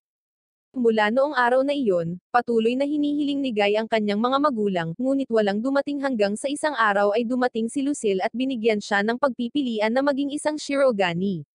Pagkaraan ng ilang oras, inatasan siya ng tungkulin na hulihin si Angelina at ibalik ito upang maitanim nila ang malambot na bato sa kanyang bagong silang na sanggol. Pumunta siya sa Japan, nakilala siya, at sinabi sa kanya kung bakit siya naroon. Nauwi sila sa pag-aaway, ngunit kalaunan ay nanalo si Angelina dahil sa pag-alam sa lahat ng sikreto ng papay ni Guy dahil siya ang lumikha nito. Pagkatapos ng kanyang pagkatalo, ginagamot ni Angelina ang kanyang mga sugat at nag-alok na ampunan siya bilang kanyang anak, at muling nakahanap si Guy ng isang ina para sa kanyang sarili. Sa kabilang banda, isang araw habang naglalakad sa lungsod para sa ilang negosyo, nakita ni Shuji ang isang babae na kamukha ni Angelina. Iniisip niya na walang pagkakataon na nandoon siya dahil nasa nayon siya, ngunit sinusundan pa rin siya. Ang tao pala ay walang iba kundi ang orihinal na manika ni Fiona. Pagkatapos niyang likhain ang iba pang manika ni Fiona at umalis upang hanapin ang nawawalang piraso upang mapatawa ang sarili, ibinunyag niya ang kanyang pagkakakilanlan kay Shuji at sinabing naghahanap siya ng isang tao sa pangalang Angelina at gusto niyang i-disassemble siya ng mga ito. Nang marinig ito, nagsimulang pawisan si Shuji sa kanyang kasuutan at tinanong siya kung paano niya nalaman ang pangalang iyon. Sinabi ng babae sa kanya na sa isa sa kanyang mga laban, nakatagpo siya ng isang papel na may nakasulat na pangalang Angelina sa mga bahagi nito. Naisip niya na ito ang pangalan ng lumikha, kaya gusto niyang i-disassemble siya ng mga ito dahil nabigo siyang matutong tumawa kahit na makalipas ang 100 taon, at gusto niyang ihinto ang pag-iral. Tinitingnan ni Shuji ang kanyang walang emosyon na mukha, at sinabi sa kanya na siya ang tunay na lumikha at dadalhin niya siya kay Angelina, ngunit kung papayagan lamang niya itong gawin siyang mas mahina kaysa sa isang normal na tao. Tinanggap ito ng manika ni Fiona, at pumunta sila sa nayon at dumating sa oras upang makitang ipanganak ni Angelina ang kanyang anak na si Eleanor. Mula sa karanasang iyon, lumago ang pagmamahal ni Fiona sa sanggol at nakahanap ng bagong kahulugan para sa kanyang robotak na buhay, ngunit ang lahat ay bumagsak isang araw nang magkaroon ng problema. Isang gabi, kumalat ang isang chismis na nililiber ni Shuji ang buong nayon sa ilang diwata pares overload, at ang party ay nasa labas ng nayon. Umalis ang lahat maliban kay Shuji at sa kanyang pamilya. Lumalabas na ang lahat ng ito ay isang pakana na pinagtibay ng walang iba kundi ang clown ni Diwata. Sa madaling salita, hindi pa namin alam kung sino iyon. Habang nakaupo sa loob, naririnig nila ang pag-ikot ng automaton at nagtataka kung ano ang ginagawa nila doon. Sinabi ng manika ni Fiona na pupunta siya at uutusan silang lumayo sa lugar na ito, ngunit sa kanyang pagtataka, hindi pinansin ng mga low-tier automaton ang kanyang utos at inatake siya, na nagtatanong kung sino siya. Matapos hindi igalang ng ganito, masama ang loob ni Angelina para sa kanya at binigyan niya si Eleanor at sinabihan siyang tumakas ng mabilis hanggat kaya niya.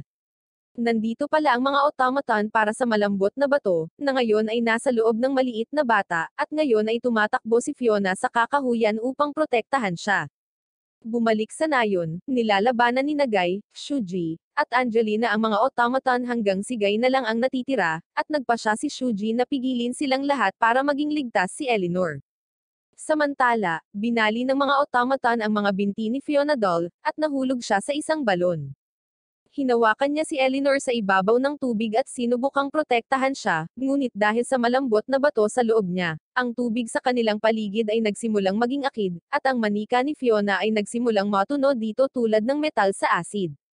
Sa kanyang mga huling sandali, nagawa niyang maging walang pag-iimbot para sa isang beses at ginagawa ang kanyang makakaya upang mapatawa ang sanggol, at ang paggawa nito ay nagbibigay sa kanya ng labis na kagalakan na sa wakas ay ngumiti siya bago masawi. Pagkatapos ay bumutod siya sa dingding upang maubos ang lahat ng likido bago tuluyang matuno upang maprotektahan si Eleanor mula sa pagkalunod. Pagkatapos ng mga bagay na huminahon, tumalon si Guy at kinuha si Eleanor, na pagtanto kung paano nagawa ni Fiona ang isang bagay na makatao bago nawasak. Pagkatapos ng kanilang kwento, tinanong ni Shuji si Mas Arrow kung alam niya kung nasaan ang malambot na bato at tinanong siya kung ano ang nararamdaman niya pagkatapos mabuhay sa kanyang mga alaala. Nagsimulang umiyak si Mas Arrow at sinubukang patunayan na siya pa rin si Mas Arrow at hindi ang kanyang ama, ngunit tumanggi sina Shuji at Guy na maniwala sa kanya. Siya ay natapos na tumakbo palabas at tumakbo kay Shirogane. Sinubukan siyang atakihin ni Guy, ngunit pinoprotektahan niya siya at tinanong si Guy kung tungkol saan ito. Sa sandaling iyon, nahulog si Mas Arrow mula sa bangin at nagsimulang muling buhayin ang mga alaala ng mga tao sa paligid niya. Pagpapatuloy mula nang matagpuan ni Guy si Shirogane, dinala niya ito pabalik kay Shuji, at nagpasya silang magsinungaling tungkol sa kanyang pag-iral at naisip ang kwento na nawala ang katawan ni Angelina kasama ang malambot na bato, at si Eleanor ay isang ulila na natagpuan ni Guy. Pagkatapos noon, muling pinalaki siya ni Guy bilang Shirogane at pinalakas siya. Isang araw, nang medyo lumaki na siya, nagpasya si Shuji na bisitahin siya at tawagan siya malapit sa kanya sa pamamagitan ng paghiling kay Lucille sa isang opisyal na paunawa.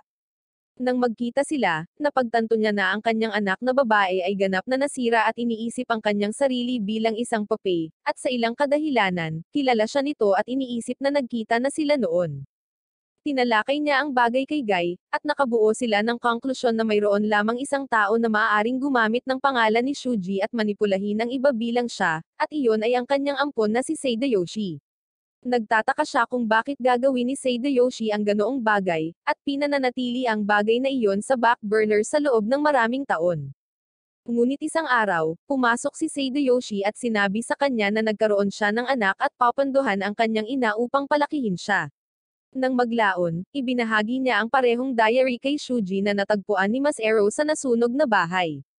Natakot si Shuji sa naging kalagayan ni Seidayoshi at nagpas siyang iligtas ang kanyang apo, at muling hinarap ang kanyang anak na babae.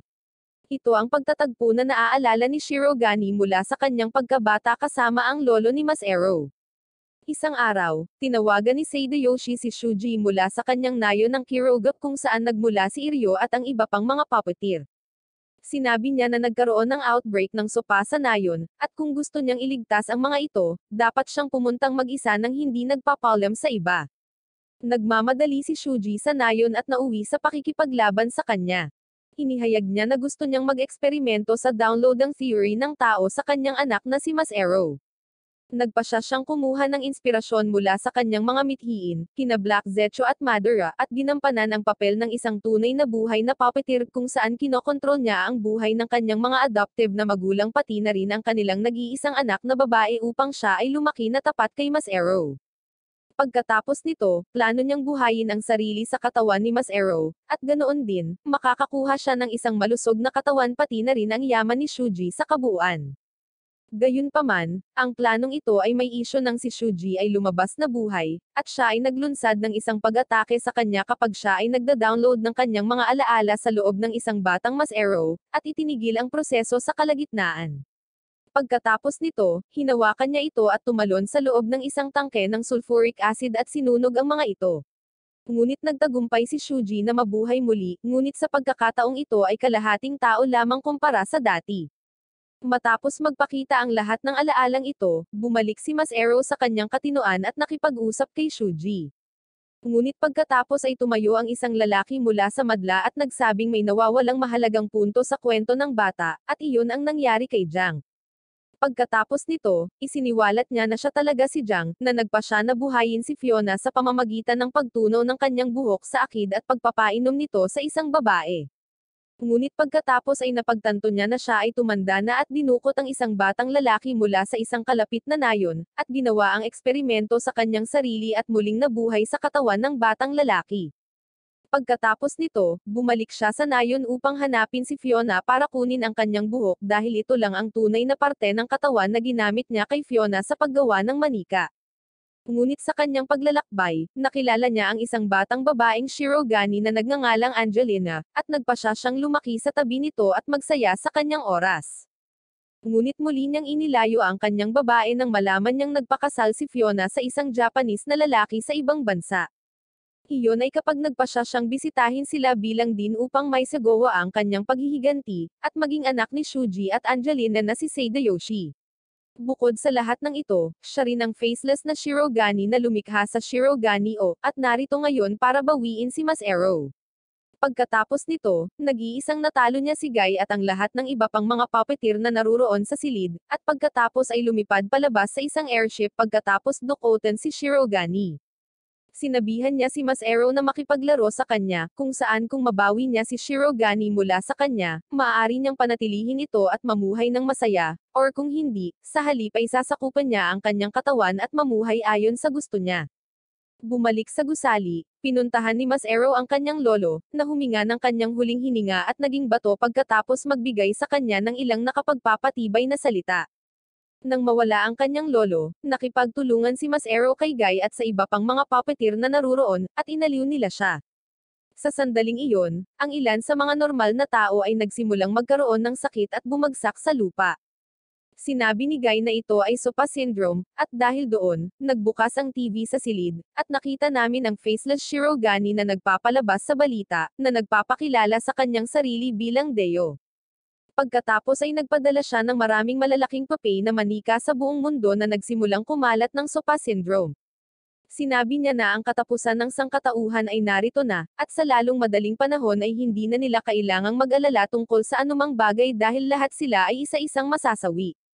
Personal itong kinuha ni Masero at sumakay sa Jack-o'-lantern puppet at hinampes ang napakalaking puppet sa mukha. Ngunit sa kanyang pagtataka, hinaypan lang ito sa kanyang mukha, at sinabi ni Faceless na ang Pepe ay talagang binubuo sa mga sopa bug, at walang paraan para sirain sila. Nalungkot si Masero sa sitwasyon, ngunit lumipad si Guy kasama si Taran mula sa circo, na naghahanap upang talunin ang animal tamang automaton na mayroong tigre kay Mira na pumaslang sa kanyang nakababatang kapatid na babae. Hinahayaan ni Guy si Taran na sumakay sa tabi ni Masero para makakuha siya ng stat boost sa kanyang Riz, at pagkatapos ay sinabihan siyang habulin si Faceless habang aayusin niya ang mga bagay sa likod. Lumipad palayo si Masero, at sa sandaling iyon, dumating sa eksena ang isang pink-haired automaton na nagngangalang Lydia at nagsimulang maglunsad ng mga araw kay Guy. Hinahamon nito si Guy sa ngalan ng pagpapatunay kung sino ang mas malakas, at sa huli ay nataman siya ng isa sa mga araw nito, na nagpabagsak sa kanya sa lupa. Sinabi ni Guy na hindi pa rin siya nakaka-recover mula sa pakikipaglaban sa Faceless, at iniisip kung ito na ang katapusan para sa kanya. Bumaba si Lydia at naghahanda na ihatid ang pangwakas na atake, ngunit nagulat na lang ito sa isang pag-atake mula kay Naromi, na agad itong tinapos sa isang pag-atake. Sinabi ni Naromi kay Guy ang tungkol sa isang espesyal na aparato na tinatawag na Harry na sinabi sa kanya ng matandang Shirogane Fuji. Sinusuri ito sa underground lab ng Sopa Treatment Facility kung saan dinala ni Guy si Naromi noong una silang magkita, at ito ang unang modernong hakbang patungo sa paggamot sa Sopa Syndrome. Kailangan nilang isecure ang device at dalhin ito sa punong tanggapan upang labanan ang napakalaking mga puppet na kumakalat ng sakit, or kung hindi matatapos ang sangkatauhan.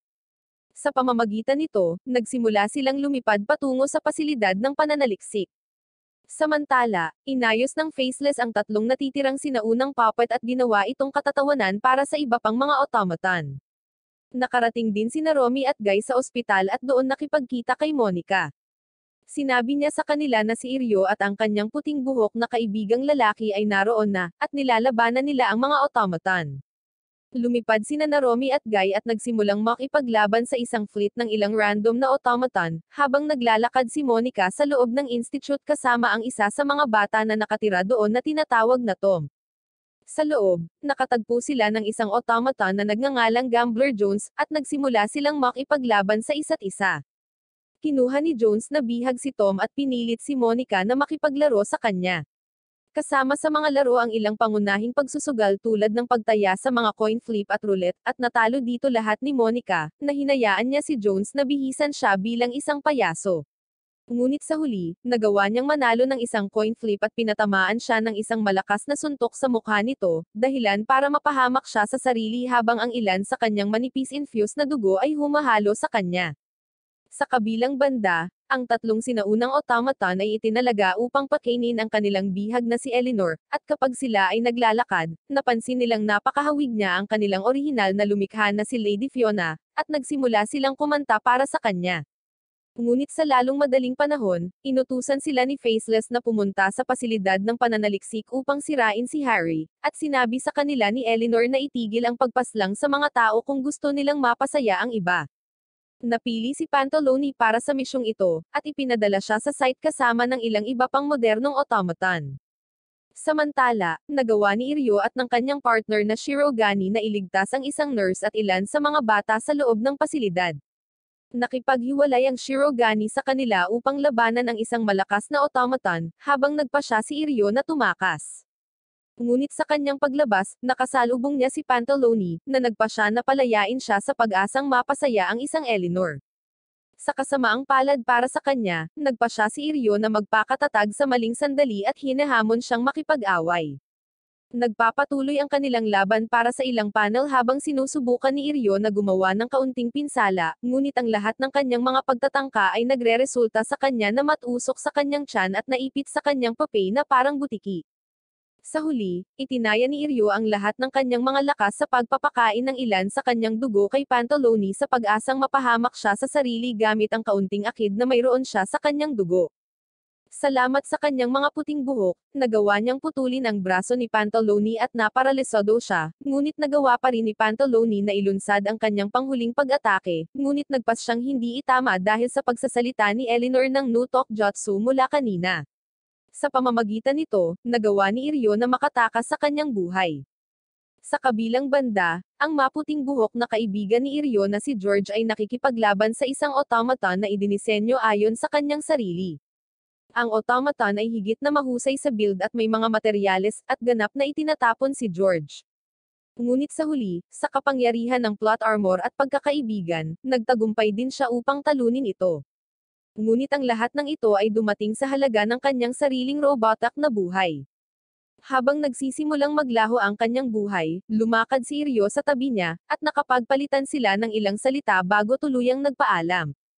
Pagbalik sa loob, ang ilang mga puppet ay nakapasok sa silid ng mga bata at gagawin silang mga anghel, ngunit si Naromi ay tumalon na parang weirdo na nakasuot ng maskara at nagsimulang atakihin sila sa isang iglap.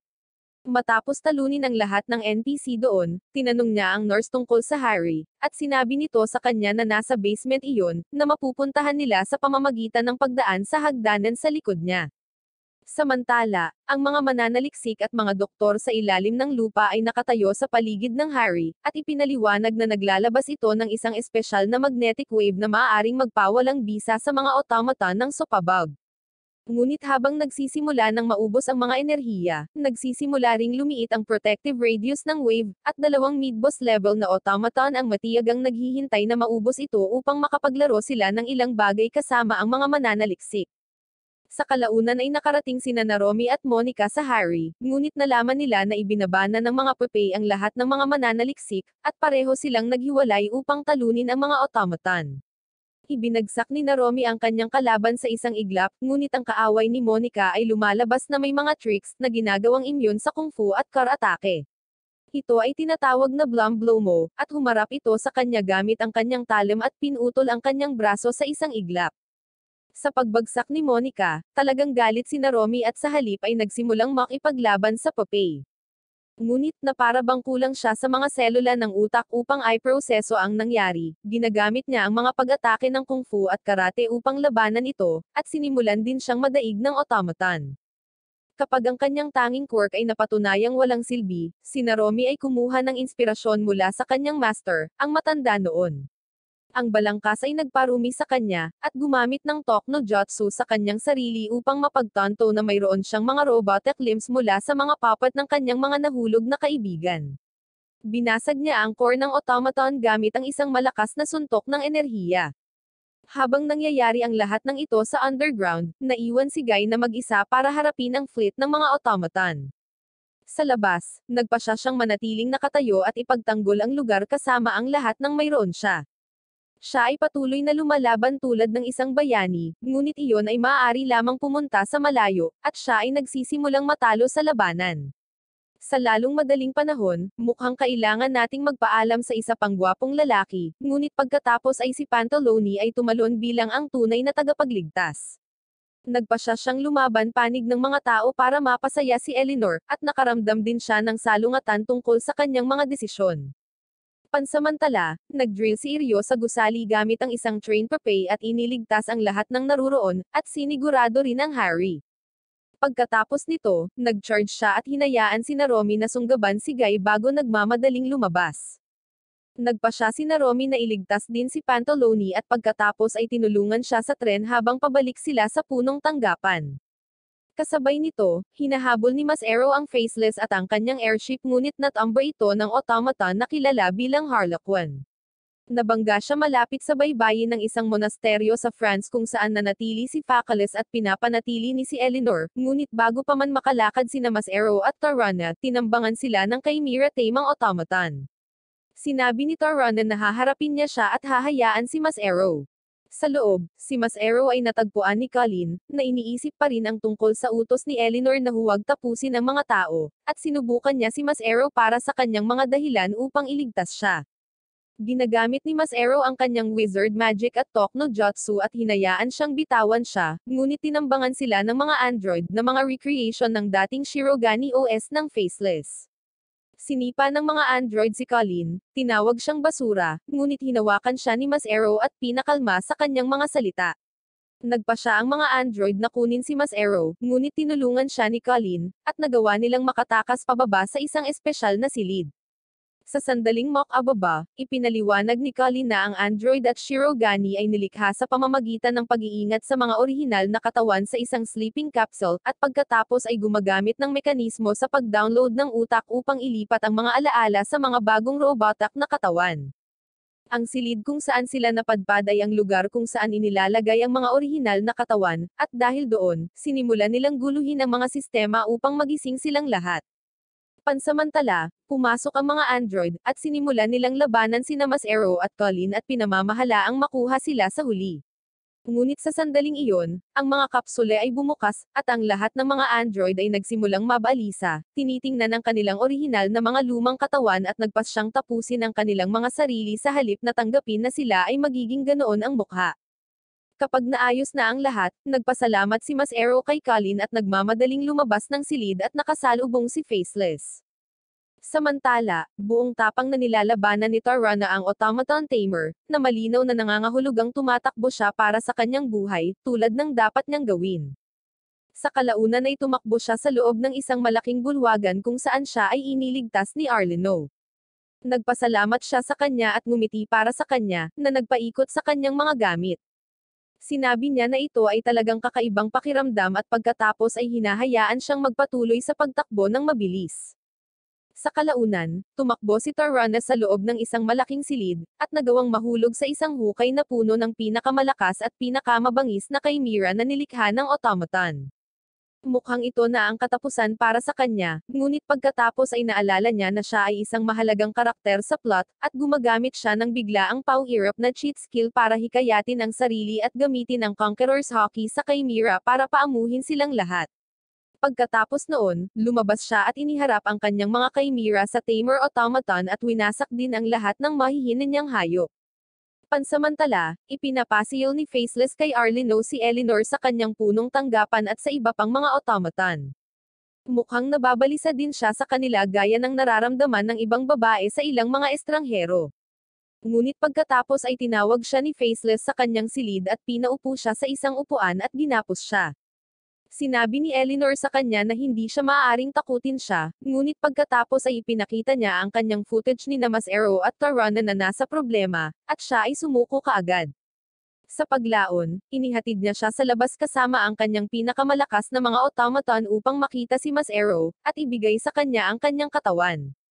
Nang magkaharap silang dalawa, nahanap ng automaton na alagang hayop ni Mas Arrow, si Griffin, si Arla Queen sa loob ng monasteryo at inihatid ito sa kanya sa battleground upang labanan siya.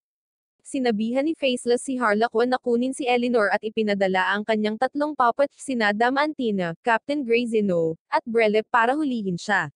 Nilabanan sila ni Mas Arrow gamit si Harley Quinn ngunit hindi nagtagal ay nabigla kay Dame Antina, nang magpasya si Dame Antina na tapusin ang papay.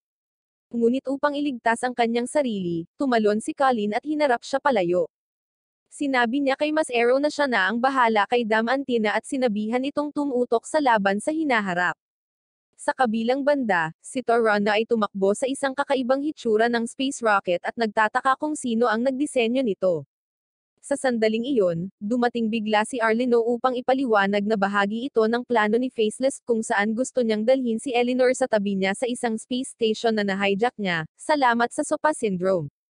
Bumalik sa lugar ni Fuji, inihatid ni Naromi ang Harry at tinanong siya kung gaano katagal siya aabutin para ma-mass-produce ang device. Sinabi niya sa kanya na aabutin siya ng hindi bababa sa 3 taon upang gawin ito. Sinabi ni Naromi na masyadong mahaba iyon, at nagpasya siyang magtungo sa monasteryo ng Pransya at talunin si Faceless mismo. Bumalik sa larangan ng digmaan, si Torana ay sumusugod sa loob ng silid kasama ang kanyang fleet ng mga hayop. Isinama niya ang 2 pang puppet at hinayaan si Mas Arrow na sumunod sa likod. Nagsisimulang tumakbo si Faceless sa itaas patungo sa rocket. Sa kalaunan, sumali rin si Arlino sa kanila sa paglaban sa Faceless at sa kanyang mga automaton. Tumakbo si Mas Arrow at tumakbo sa Faceless na ipinakita sa kanya ang brain download ng device at sinabi sa kanya na sa pagkakataong ito ay aabutin siya ng wala pang 10 minuto para matapos ang pag-download. Sa pamamagitan nito, ang countdown para sa pagtakip ng rocket ay magsisimulang umalis, at ipinaliwanag niya na matatalo niya si Mas Arrow dito at pagkatapos ay ide-download ang kanyang sarili sa kanyang ulo. Pagkatapos nito, sisirain niya ang matandang katawan na ito sa harap ni Eleanor sa pamamagitan ng mga kamay ni Mas Arrow, at tatakas kasama niya sa space station at maninirahan kasama niya doon ng buong pagmamahal at pangangalaga, nang hindi niya alam na hindi talaga siya si Mas Arrow. Sa pamamagitan nito, sinimulan niya itong labanan at hindi nagtagal ay pinahirapan siya, dahil alam niya ang lahat ng kanyang mga galaw at mas kilala niya ang mga ito. Pagkatapos ay pinatulog niya si Mas Arrow at inilagay siya sa loob ng brain download ng device, at di na-download ang sarili niyang isip sa ulo ni Mas Arrow. Dumating si Griffin sa eksena at sinubukang gisingin si Mas Arrow, ngunit sa kanyang takot, sa susunod na pagdilat ng kanyang amo, siya ay naging faceless. Pagkatapos nito, sumakay ang 2 faceless sa elevator na may 20 minuto na lang ang natitira bago ilunsad ang rocket. Nilalaro nila ang kanilang maliit na skit para maniwala si Eleanor na kinakalaban ni Mas Arrow ang matandang faceless. Sinimulan ng matandang faceless na pahirapan si Mas Arrow para matiyak na hindi maghay-hinala si Eleanor sa napakadaling pagtalo sa kanya ni Mas Arrow. Natapos niya itong itulak siya sa lupa at tinapakan ang kanyang ulo. Sa 15 minuto na lang natitira, kumalas ang matanda sa pagkakahawak kay Mas Arrow at hinayaan siyang pumunta para sa pagtatapos na atake. Ngunit sa gulat nilang dalawa, kusang lumalayo ang matandang katawan. Nagtataka si Faceless kung may gana pa bang mabuhay ang katawan na iyon kaya naman ayaw pa niyang masawi. Ngunit pagkatapos ay sumuko siya sa kanyang kawalang isip, at sinisikap na siguraduhin na ang susunod na pag-atake ay hindi makakaligtaan. Hinahayaan niya ang kanyang sarili na maging ganap na walang pagtatanggol sa harap ng bagong Mas Arrow. Ang pag-atake ay nakatutok ng diretso sa kanyang ulo, ngunit sa huling sandali, nabawi ni Mas Arrow ang kanyang malay at binuwag ang braso ni Faceless sa loob ng kanyang ulo. Nakikita namin na ang kamalayan ni Mas Arrow ay buhay pa rin doon, habang si Faceless ay pumasok at tinanong siya kung ano ang ginagawa niya doon, dahil ito ang kanyang utak ngayon. Hiniling sa kanya ni Faceless na umalis, ngunit tinanong siya ni Mas Arrow kung gaano karaming tubig ang naisip niya sa balon nang ihagis ng alchemist ang malambot na bato sa loob nito upang lumikha ng akid. Iniisip ni Faceless na sinusubukan lamang ni Mas Arrow na huminto sa oras ng walang anumang dahilan, at naaaliw sa kanyang tanong. Sinabi niya sa kanya na dapat mayroong mga 10 hanggang 15 tonelada ng tubig, kung hindi higit pa. Pagkatapos ay tinanong siya ni Mas Arrow kung paano ginagawang immortal ng akid ang mga tao, at ipinaliwanag ni Faceless na pinahuhusay nito ang mga selula ng kanilang mga katawan at pinapabalik sila sa kanilang orihinal na estado. Sa ganitong paraan, pinapanatili nito ang katawan sa prime state nito, pinahuhusay ang kanilang buhay. Pagkatapos noon, tinanong niya kung nasaan na ang malambot na bato, at sinagot niya na nasa loob ito ng katawan ni Eleanor. Sinabi ni Mas Arrow na ang batong iyon, na lumikha ng akid mula 10 hanggang 15 tonelada ng tubig, ay natataka na ngayon sa loob ng isang payat na katawan.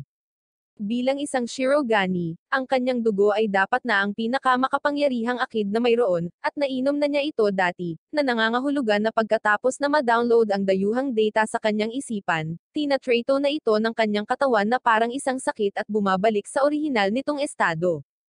Kaya lang, binabalewala niya ang buong pag-download ng utak at nabawi ang kontrol sa sarili niyang katawan. Dahil doon, sumugod siya sa loob ng rocket at sinubukang tanggalin ang kadena ni Eleanor, ngunit napatunayang napakahirap nito. Pumasok si Faceless at sinimulan siyang pahirapan, ngunit hindi sumuko si Mas Arrow at pinilit niyang inaalis si Leonor sa kanyang pagkakatali sa pamamagitan ng pag-dislocate ng lahat ng kanyang mga kasukasuan. Pagkatapos ay naghahanda siyang tumalon mula sa rocket habang nagsisimula itong lumipad, ngunit hinawakan ni Faceless ang braso ni Eleanor at hindi sila binitawan. Patuloy silang nahihirapan ng ilang sandali, ngunit sa kalaunan ay nagtagumpay silang tumalon, hinahayaan si Faceless na pumunta sa kalawakan ng mag-isa. Bumalik sa Earth, habang bumagsak sila sa lupa, ginagamit ni Colin ang kanyang kapangyarihan para iligtas sila kapalit ng pagpapasabog sa sarili kay Diamanda. Sa sandaling iyon, dumating din si Naromi sa isla at nakipagkita kay Arino, na lumabas na bitbit si Tarane. Ibinigay niya siya kay Naromi at sinabihan siyang alagaan siya at sinabing kumikilos lamang siya sa utos ni Lady Eleanor. Samantala, sina Mas Arrow at Eleanor ay bumagsak sa lupa, at inihagis siya ni Mas Arrow sa bangin patungo kay Naromi upang magkita silang muli. Pagkatapos noon, tumakbo siya pabalik sa kastilyo upang hanapin si Colin, na nanatiling tapat sa kanya hanggang sa wakas at sa huli ay nagligtas din sa kanya. Pagdating niya sa pinangyarihan ng labanan, ulo lang niya ang nahanap niya at kinausap siya hanggang sa tuluyan na itong mag-deactivate. Pero bago mangyari iyon, niyakap niya ito at umiyak ng husto, na talagang nagpapasaya sa kanya. Bumalik siya sa kanyang ina sa langit. Kinabukasan, nagising si Eleanor sa isang kama sa mansyon ni Fuji. Ngayon, kakaunti na lang ang natitira sa ibabaw ng planeta na hindi apektado ng SOPA syndrome. Karamihan sa mga taong ito ay mga pasyenteng gumaling, nakaligtas mula sa pasilidad ng pananaliksik, at mga miyembro ng Serco, kabilang si Tarana at ang iba pa. Wala pa rin ang buong alaala ni Naromi at kinamumuhian niya si Eleanor bilang taong responsable sa lahat ng kaguluhang ito. Dinala niya siya kay Fuji, kung saan siya ay iniskan para sa lahat ng kanyang mga alaala upang kumpirmahin na hindi siya ang reincarnation ng manika ni Fiona. Sinusundan pa rin siya ni Pantaloni at Arino bilang kanilang bagong pinuno, at lalo itong naghihinales sa kanya. Ang mga taong tulad ni Monica at Naromi ay napupuot sa kanya dahil pinaslang ni Pantaloni ang kanyang ama, at hindi niya kayang patawarin siya, ni mawala si Naromi sa kanya bilang isang babae. Lahat ay talagang naghihinales sa kanya, ngunit sa sandaling bumalik ang mga resulta ng memorya, ang kanyang pangalan ay malinis. Sa kabila nito, kinasusuklaman siya ni Naromi at Monica at hindi siya tinatanggap. Nang maglaon, isang gabi, dinala ni Guy si Monica sa underground water facility kung saan nagmumula ang lahat ng kanilang tubig, at ipinakita si Eleanor na nakatayo sa gitna at sinasaktan ang sarili upang ihalo ang tubig sa kanyang dugong mayaman sa akid. Ginagawa nitong mas mabilis na gumaling ang lahat doon at nananatiling protektado mula sa sopa, at binago nito ang kanyang pananaw sa kanya. Nang sumunod na gabi, hinamon ni Guy si Naromi sa isang labanan sa isang taya upang matiyak na hindi niya sasaktan si Eleanor kapag siya ay nawala. Dahil kaunti na lang ang natitira niyang oras, ipinapakita na ang kanyang tiyan ay nagiging bato sa dulo, tinanong niya ito tungkol sa kanyang tunay na damdamin tungkol sa kanya. Kahit na si Naromi ay hindi mailagay ito sa mga salita, naiintindihan ni Guy na siya ay may mga damdamin para sa kanya at siya ay sumasalungat lamang. Nang maglaon, lahat sila ay nagtitipon sa silid ni Fuji, kung saan ipinahayag niya na nakatanggap sila ng huling transmission mula kay Faceless at ipinakita ito sa lahat. Sa transmission, lumalabas na muling nagbago ang katawan ni Faceless at ngayon ay nasa mas batang katawan. Siya ay nasa istasyon ng kalawakan ngayon at kinuha ang kontrol sa buong mundo. Sinabi niya na parang malungkot siya dahil hindi niya nagawang maging asawa si Eleanor, kaya wawasakin niya ang mundong ito, at ngayon ay mayroon na lamang silang 2 linggo bago mabulok ang lahat ng pasyente ng sopa. Pagkatapos marinig ito, nagmumungkahi si Fuji ng isang plano kung saan sila pupunta sa kalawakan kasama ang Harry, at ipapakarga ito sa istasyon ng kalawakan upang maglabas ng mga pinahusay na alon at palayasin ang mga automaton ng sopa mula sa buong mundo. Tila isang malayong ideya, ngunit iyon ang pinakamahusay na paraan na naisip nila sa kaligtasan ng sangkatauhan, at kaya nagpasya silang sumama dito. Para sa misyon, nagpasya si Guy na manatili at pigilan ang mga kaaway habang inililikas nila ang lahat ng tao sa mga carrier helicopter, habang pinapadala sina Naomi, Eleanor, at ang mga miyembro ng Serco patungo sa ibang bansa gamit ang isang space shuttle at Harry. Kinabukasan, nagsimula silang lahat sa misyon at lumikas mula sa mansyon, naiwan si Guy. Nilabanan ni Guy ang mga sumasalakay na mga automaton na nandyan upang tapusin ang mundo ng sangkatauhan, ngunit nagawa ni Guy na pigilan sila ng sapat ng matagal. Habang ginagawa ito, nakita namin si Mas Arrow na pumasok din sa mansyon, at iniligtas niya si Guy mula sa pagkatalo ng maaga. Sinabi sa kanya ni Guy na sumulong at iligtas ang sangkatauhan, at nang may luha sa kanyang mga mata, nagpaalam si Mas Arrow sa Kulnadod at lumipad sa Jack-o'-lantern. Nang wala na siya, lumaban si Guy hanggang mawala ang kalahati ng kanyang katawan, at pagkatapos ay pinindot ang switch para paputukin ang lahat ng pampasabog na itinakda nila sa mansyon bago umalis. Gumuho ang buong palasyo, at iyon na ang huling pagkakataong makikita natin ang gwapong mukha ni Guy. Salamat sa sakripisyo ni Guy, mahigit 3,000 automaton ang nawasak ngunit iilan pa rin sa kanila ang nakaligtas at nagsimulang humabol sa tren at kay Mas Arrow. Sa kalaunan ay naabutan nila siya sa loob ng tunnel, ngunit naiiwasan niya ang mga pag-atake at dumiretso siya. Habang abala siya sa kanila, 2 sa mga automaton ang sumulong at nakahabol sa tren. Sa loob, sinabihan ng master ng Serco sina Naomi at Eleanor na pumunta sa unang carriage, habang hinahayaan sina Pantaloni at Arlino na manatili sa pangalawang carriage. Ang natitirang mga tao ay mananatili sa pangatlo upang matiyak na hindi sila maaatake ng sabay-sabay. Kapag nahati ang lahat, sina Vilma at ang kanyang grupo ay inatake ng 2 automaton na nauna kay Mas Arrow. Gumagamit ang isa sa kanila ng mga baril, at napagdesisyonan ni Vilma ang kanyang sarili na lumaban gamit ang isang machine gun na nakakarga sa ibabaw ng bubong ng tren. Nilabanan niya siya gamit ang mabigat na baril ng mga bala, ngunit nagawa ng automaton na sirain ang kanyang baril. Nahihilo dahil sa pag-atake, inisip ni Vilma ang kanyang nakababatang kapatid na gusto niyang iligtas mula sa sopa at inilabas ang kanyang mga kutsilyo. Siya ay naghahanda upang labanan ang mga ito, ngunit ang lalaki na automaton ay nagsimulang umatake sa kanya tulad ng isang basahang manika. Iniisip ni Vilma kung ito na ang wakas para sa kanya, ngunit sa sandaling iyon, dumating si Mas Arrow at dinala niya ang automaton sa kalangitan.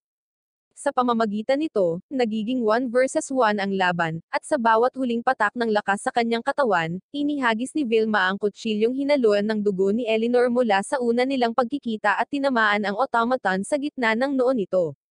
Sa pamamagitan nito, ang automaton ay sumabog sa isang tumpok ng putinggok, ngunit sa kasamaang palad ay hindi bago ibinato ang isang kutsilyo pabalik na nagpabagsak din kay Vilma. Tinalo ni Mas Arrow ang automaton na nil-iPad niya ngunit hindi siya nakarating sa oras upang iligtas si Vilma. Pinapanood niya ang pagbagsak ni Vilma sa tren at pagkatapos ay pumasok sa loob at umiyak sa mga Serco. Sinabi niya sa kanila ang tungkol sa sakripisyo ni Vilma, at sinabi na dapat niyang ibigay si Arla Quinn kay Eleanor. Nang marinig siya, pinigilan siya ng mga lalaki at sinabing hindi nila dapat ibigay sa kanya ang isang bagay mula pa noong 70 taon na ang nakakaraan at ibunyag na tiningnan din nila ang kanyang mga alaala. Ayaw na nilang magduse pa siya. Bukod doon, nakita nila na nang makilala niya si Naomi, nagbago ang kanyang buhay, at sa unang pagkakataon sa kanyang buhay, nakaramdam siya ng tunay na saya. Kaya, gusto nilang gumugol siya ng maraming oras hanggat maaari kasama ang lalaking pinakamamahal niya. Nang marinig ito, tinanong ni Mas Arrow kung totoong buhay si Naomi, at sinabi nila na oo, siya nga, at kasama niya si Eleanor sa unang carriage. Agad na sumugod si Mas Arrow patungo sa unang carriage ngunit napahinto ito ng mga automaton sa pangalawang carriage. Sinabi nila sa kanya na kung sa tingin niya ang pagpasok ay pinakamainam para sa kaligayahan ni Eleanor, pagkatapos ay maaari siyang magpatuloy. Kung hindi, hindi siya dapat. Pinag-isipan ito ni Mas Ero at naalala kung paano niya gustong ligawan siyang muli ni Naromi. Kaya, pinipigilan niya ang kanyang pagnanais na makita sila at nanatili sa likuran. Pagkatapos ay pumikit na lang siya at natulog, dahil may 60 oras pa ang tren bago ito makarating sa launchpad sa ibang nayon kung saan sila makakapunta sa space station. Samantala, ibinunyag ni Naromi na ibinalik niya ang ilan sa kanyang mga alaala, ngunit wala itong binago, dahil malapit na siyang mapunta sa kalawakan para ibalik ni Faceless ang sopa, at malamang na hindi na siya babalik ng buhay mula sa misyon na ito. Sinabi niya na ang pagbabalik ng kanyang mga alaala ay hindi makapagpapasaya ng sinuman, at hindi ito magkakaroon ng pagkakaiba. Kinaumagahan, nakita namin si Harlequin at ang iba pang malakas na automaton, si Brelet, na tinatalakay ang kabiguan ni Captain at pinalabas sila, at sinabi na nangangahulugan lamang ito na magkakaroon sila ng mas maraming oras upang makipaglaro sa mga tao mismo. Sa sandaling iyon, si Captain, sa isang spider automaton na may katulad na mukha sa asawa ng master ng Serco at ina ng 2 kapatid, ay sumakay sa tren. Ginaisang nilang lahat si Mas Ero, at sinabihan niya silang harapin ang Spider Lady habang siya ay mag-iisang haharapin ang Captain at mag-take off sa Jack-o'-lantern. Sa pangalawang sasakyan, naramdaman ni Pantaloni at Arlino ang presensya ni Harlequin at Brele, at pumasok sila sa loob ng unang sasakyan at humingi ng permiso kay Eleanor para makalaban sila at mailigtas ang tren sa paghinto. Pareho silang nagmamadaling lumabas at nakikipag-ugnayan sa kanilang mga counter, habang ang circus gang ay nakikipaglaban sa Spider Lady Automaton. Naaalala ng circus master na sinabi sa kanya ni Fuji ang tungkol sa isang lihim na pamamaraan upang talunin ang mga automaton. Dahil lahat sila ay nilikha upang aliwin ang mga tao, hindi nila mapigilan ang lahat ng kanilang mga aksyon at obserbahan ang iba pang mga entertainer upang matuto ng mga bagong trick. Sa ganitong paraan, magagamit nila ang kanilang talento para i-chain sila at maghatid ng malakas na atake. Plano nilang tanggalin ang kanilang sasakyan kay Naromi at pasabugan ito para mawala ang automaton, at magpasyang hampasin din siya ng kutsilyong nakuha nila kay Vilma, para sa mabuting paraan. Upang simulan ang kanilang mga paghahanda, ang circus master ay nagsimula sa isang stone-eating trick at pagkatapos ay hinahayaan ang isa sa kanyang mga anak na lalaki na mag-follow up sa ilang mga acrobatica. Samantala, tinanggal ng ikatlong anak ang mga carriage at inihanda ang kutsilyo. Sinisigurado nilang hindi alam ni Naromi at Eleanor ang nangyayari, at kalaunan ay nagawa nilang talunin ang automaton sa pamamagitan ng pagsabog sa tren at pagtusok sa kanya sa magkakaibang bahagi. Samantala, sina Pantaloni at Arlino ay nahaharap sa mga bagong automaton at pinamamahalaang saktan sila ng kaunti. Gayunpaman, ang kanilang mga lumang modelo ay hindi kasing lakas ng mga modernong likha, at madali silang masira. Ngunit nagawa ni Pantaloni na pagalitan si Harlequin nang ipahayag niya sa kanya na mahal niya si Lady Fiona, salamat sa mga painting at sining na nilikha nila sa kanya sa kanilang lumang Midnight Circus base. Nagsimulang tumawa si Pantaloni at sinabi sa kanya na hindi na niya maririnig ang boses ni Lady Fiona dahil wala na siya roon, at lalo itong nagpagalit kay Harlequin, at nawasak niya si Pantaloni sa kanyang galit. Pagkatapos nito, tumalon siya sa carriage ni Eleanor at ibinigay ang kanyang nakakatakot na pagbati sa ginang. Si Naromi ay lumaban, ngunit si Eleanor ay nakatayo sa kanyang harapan at sinabing ipagtatanggol niya siya sa pagkakataong ito. Tumalon si Harlequin at sinabing kukunin niya si Eleanor para sa kanyang sarili, ngunit bago iyon, ibababa niya si Naromi para siya lamang ang aangkinin. Pagkatapos niyang atakihin siya ng ilang matutulis na hugis laso na mga projectiles, tumalon si Eleanor sa harap nila at tinakpan ang tama. Hinayla siya ni Harlequin at itinapon sa likod at sinabing paglalaroan siya nito pagkatapos humarap kay Naromi. Tumayo si Eleanor kahit malubha ang lahat ng kanyang sugat, at aksidenteng nabuksan ang pinto sa pangalawang sasakyan. Doon, nahanap niya si Harlequin na iniwan siya ng circus guys bago i-disconnecta ang tren. Sinangkapan niya ito at sinimulang labanan si Harlequin, ngunit napatunayang napakalakas niya para sa kanya, at tinamaan siya sa likod. Sinabi ni Naromi na maaari niyang ipagtanggol ang kanyang sarili ng tama, ngunit sinabi ni Eleanor sa kanya na alalahanin ang kanyang misyon, na pumunta sa kalawakan at itigil si Faceless, at pagkatapos ay igapos si Harlequin sa ilang mga bendahe bago siya itulak palabas at sumama sa kanya. Tumakbo si Naromi upang protektahan siya ngunit napansin niya si Brele na nasa ibabaw ng space shuttle sa ibabaw ng kanilang tren. Malapit na niya itong sirain, ngunit tumalon si Naromi at hinamon siya sa isang tunggalian. Paulit-ulit niyang iniisip si Eleanor ngunit sinusubukan niyang mag-focus sa laban. Si Brella ay nagpapatunay na medyo may karanasan sa martial arts, at sinimulan niyang pahirapan ang katawan ni Naromi. Nang mukhang nasa huling hininga na si Naromi, inilabas ng automaton ang braso nito at pinaputukan siya ng missile para suruan siya bilang isang martial artist. Nang marinig ang salitang missile, naalala ni Naromi ang isang mahalagang aral mula sa kanyang guro sa martial arts, at ginamit niya ang lahat ng kanyang lakas upang maglunsad ng missile punch kay Breller. Nahuli niya siya sa kawalan at pagkatapos ay sinundan siya ng isang malakas na combo, bago siya itinapon sa labas ng tren ng magkakapira-piraso. Samantala, si Mas Arrow ay nakikipaglaban kay Captain sa langit. Sinusubukan niya ang kanyang makakaya upang itugma ang kanyang talim, ngunit napatunayan ni Captain na masyadong mabilis at tumpak ito para sa kanya. Halos hindi naiiwasan ni Mas Arrow ang mga mapanganib na atake, at pagkatapos ay lumilipad sa langit para sa kanyang buhay. Matapos itong habulin ng ilang oras, naalala ni Mas Arrow ang mga alaala ng kanyang lolo at nagpa siya na magtiwala sa kanyang espada upang tapusin ang automaton. Kumuha siya ng katana at tumalon pababa para labanan si Captain nang wala ang kanyang papay.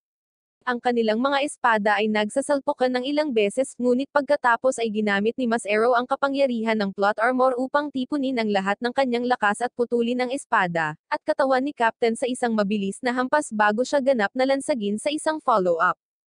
Sa pagbaba ng dalawang ito, narating ng tren ang launch pad sa ibang nayon, at nikarga nila ang spaceship shovel. Doon, sina Monica, Fuji, at ang iba pang mga tao ay nasa loob ng control station at handang ipadala si Naromi sa kalawakan. Ngunit pagkatapos ay napansin nilang lahat ang isang kawan ng mga automaton na tumatakbo patungo sa launchpad.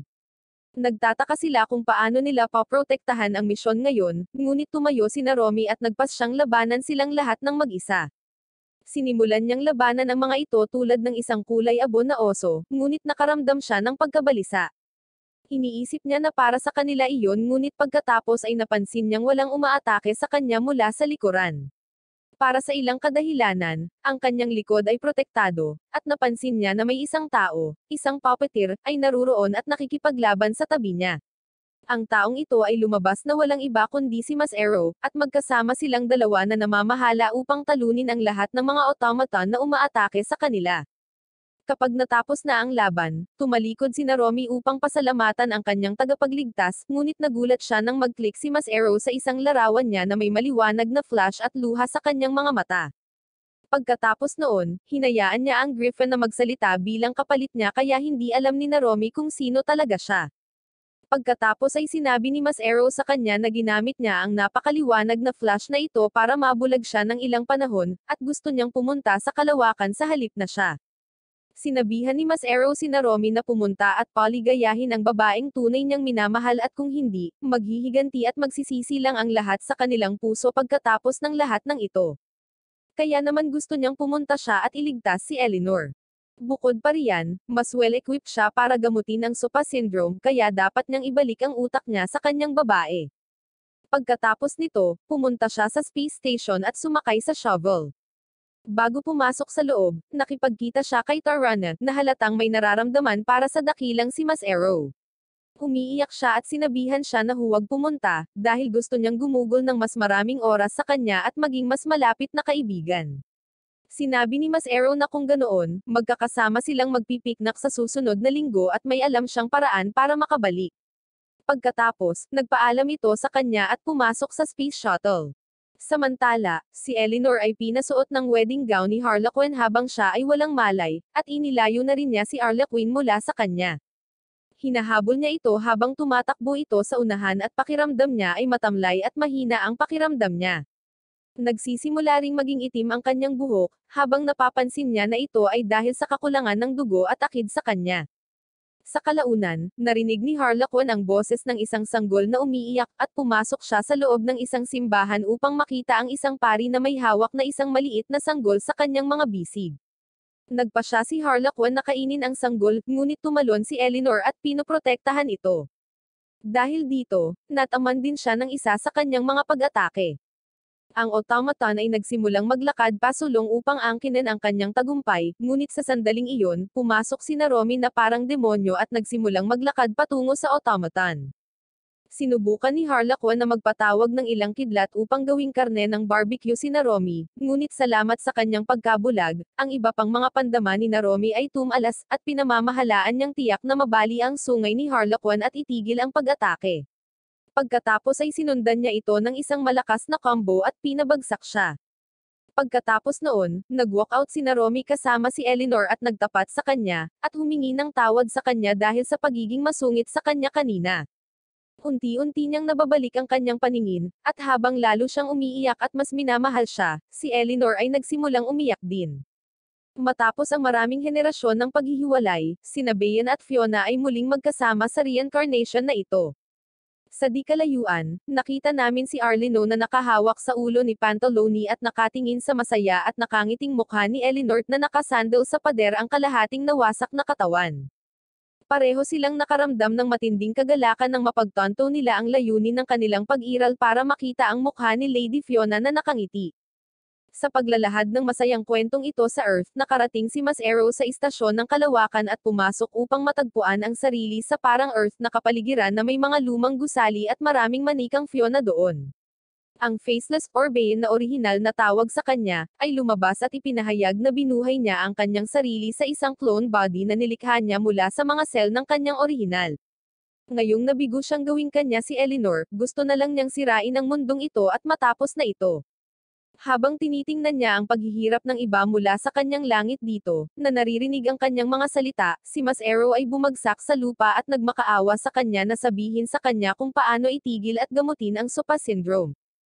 Si Bayan ay nakaramdam ng pagkadismaya sa kanya dahil sa pagmamakaawa sa harap ng kanyang kaaway, at sinabing hindi niya ito sasabihin sa kanya. Nang marinig ito, kinuha ni Mas Arrow ang Jack-o'-lantern at sinabing tatalunan niya ang lunas sa kanya.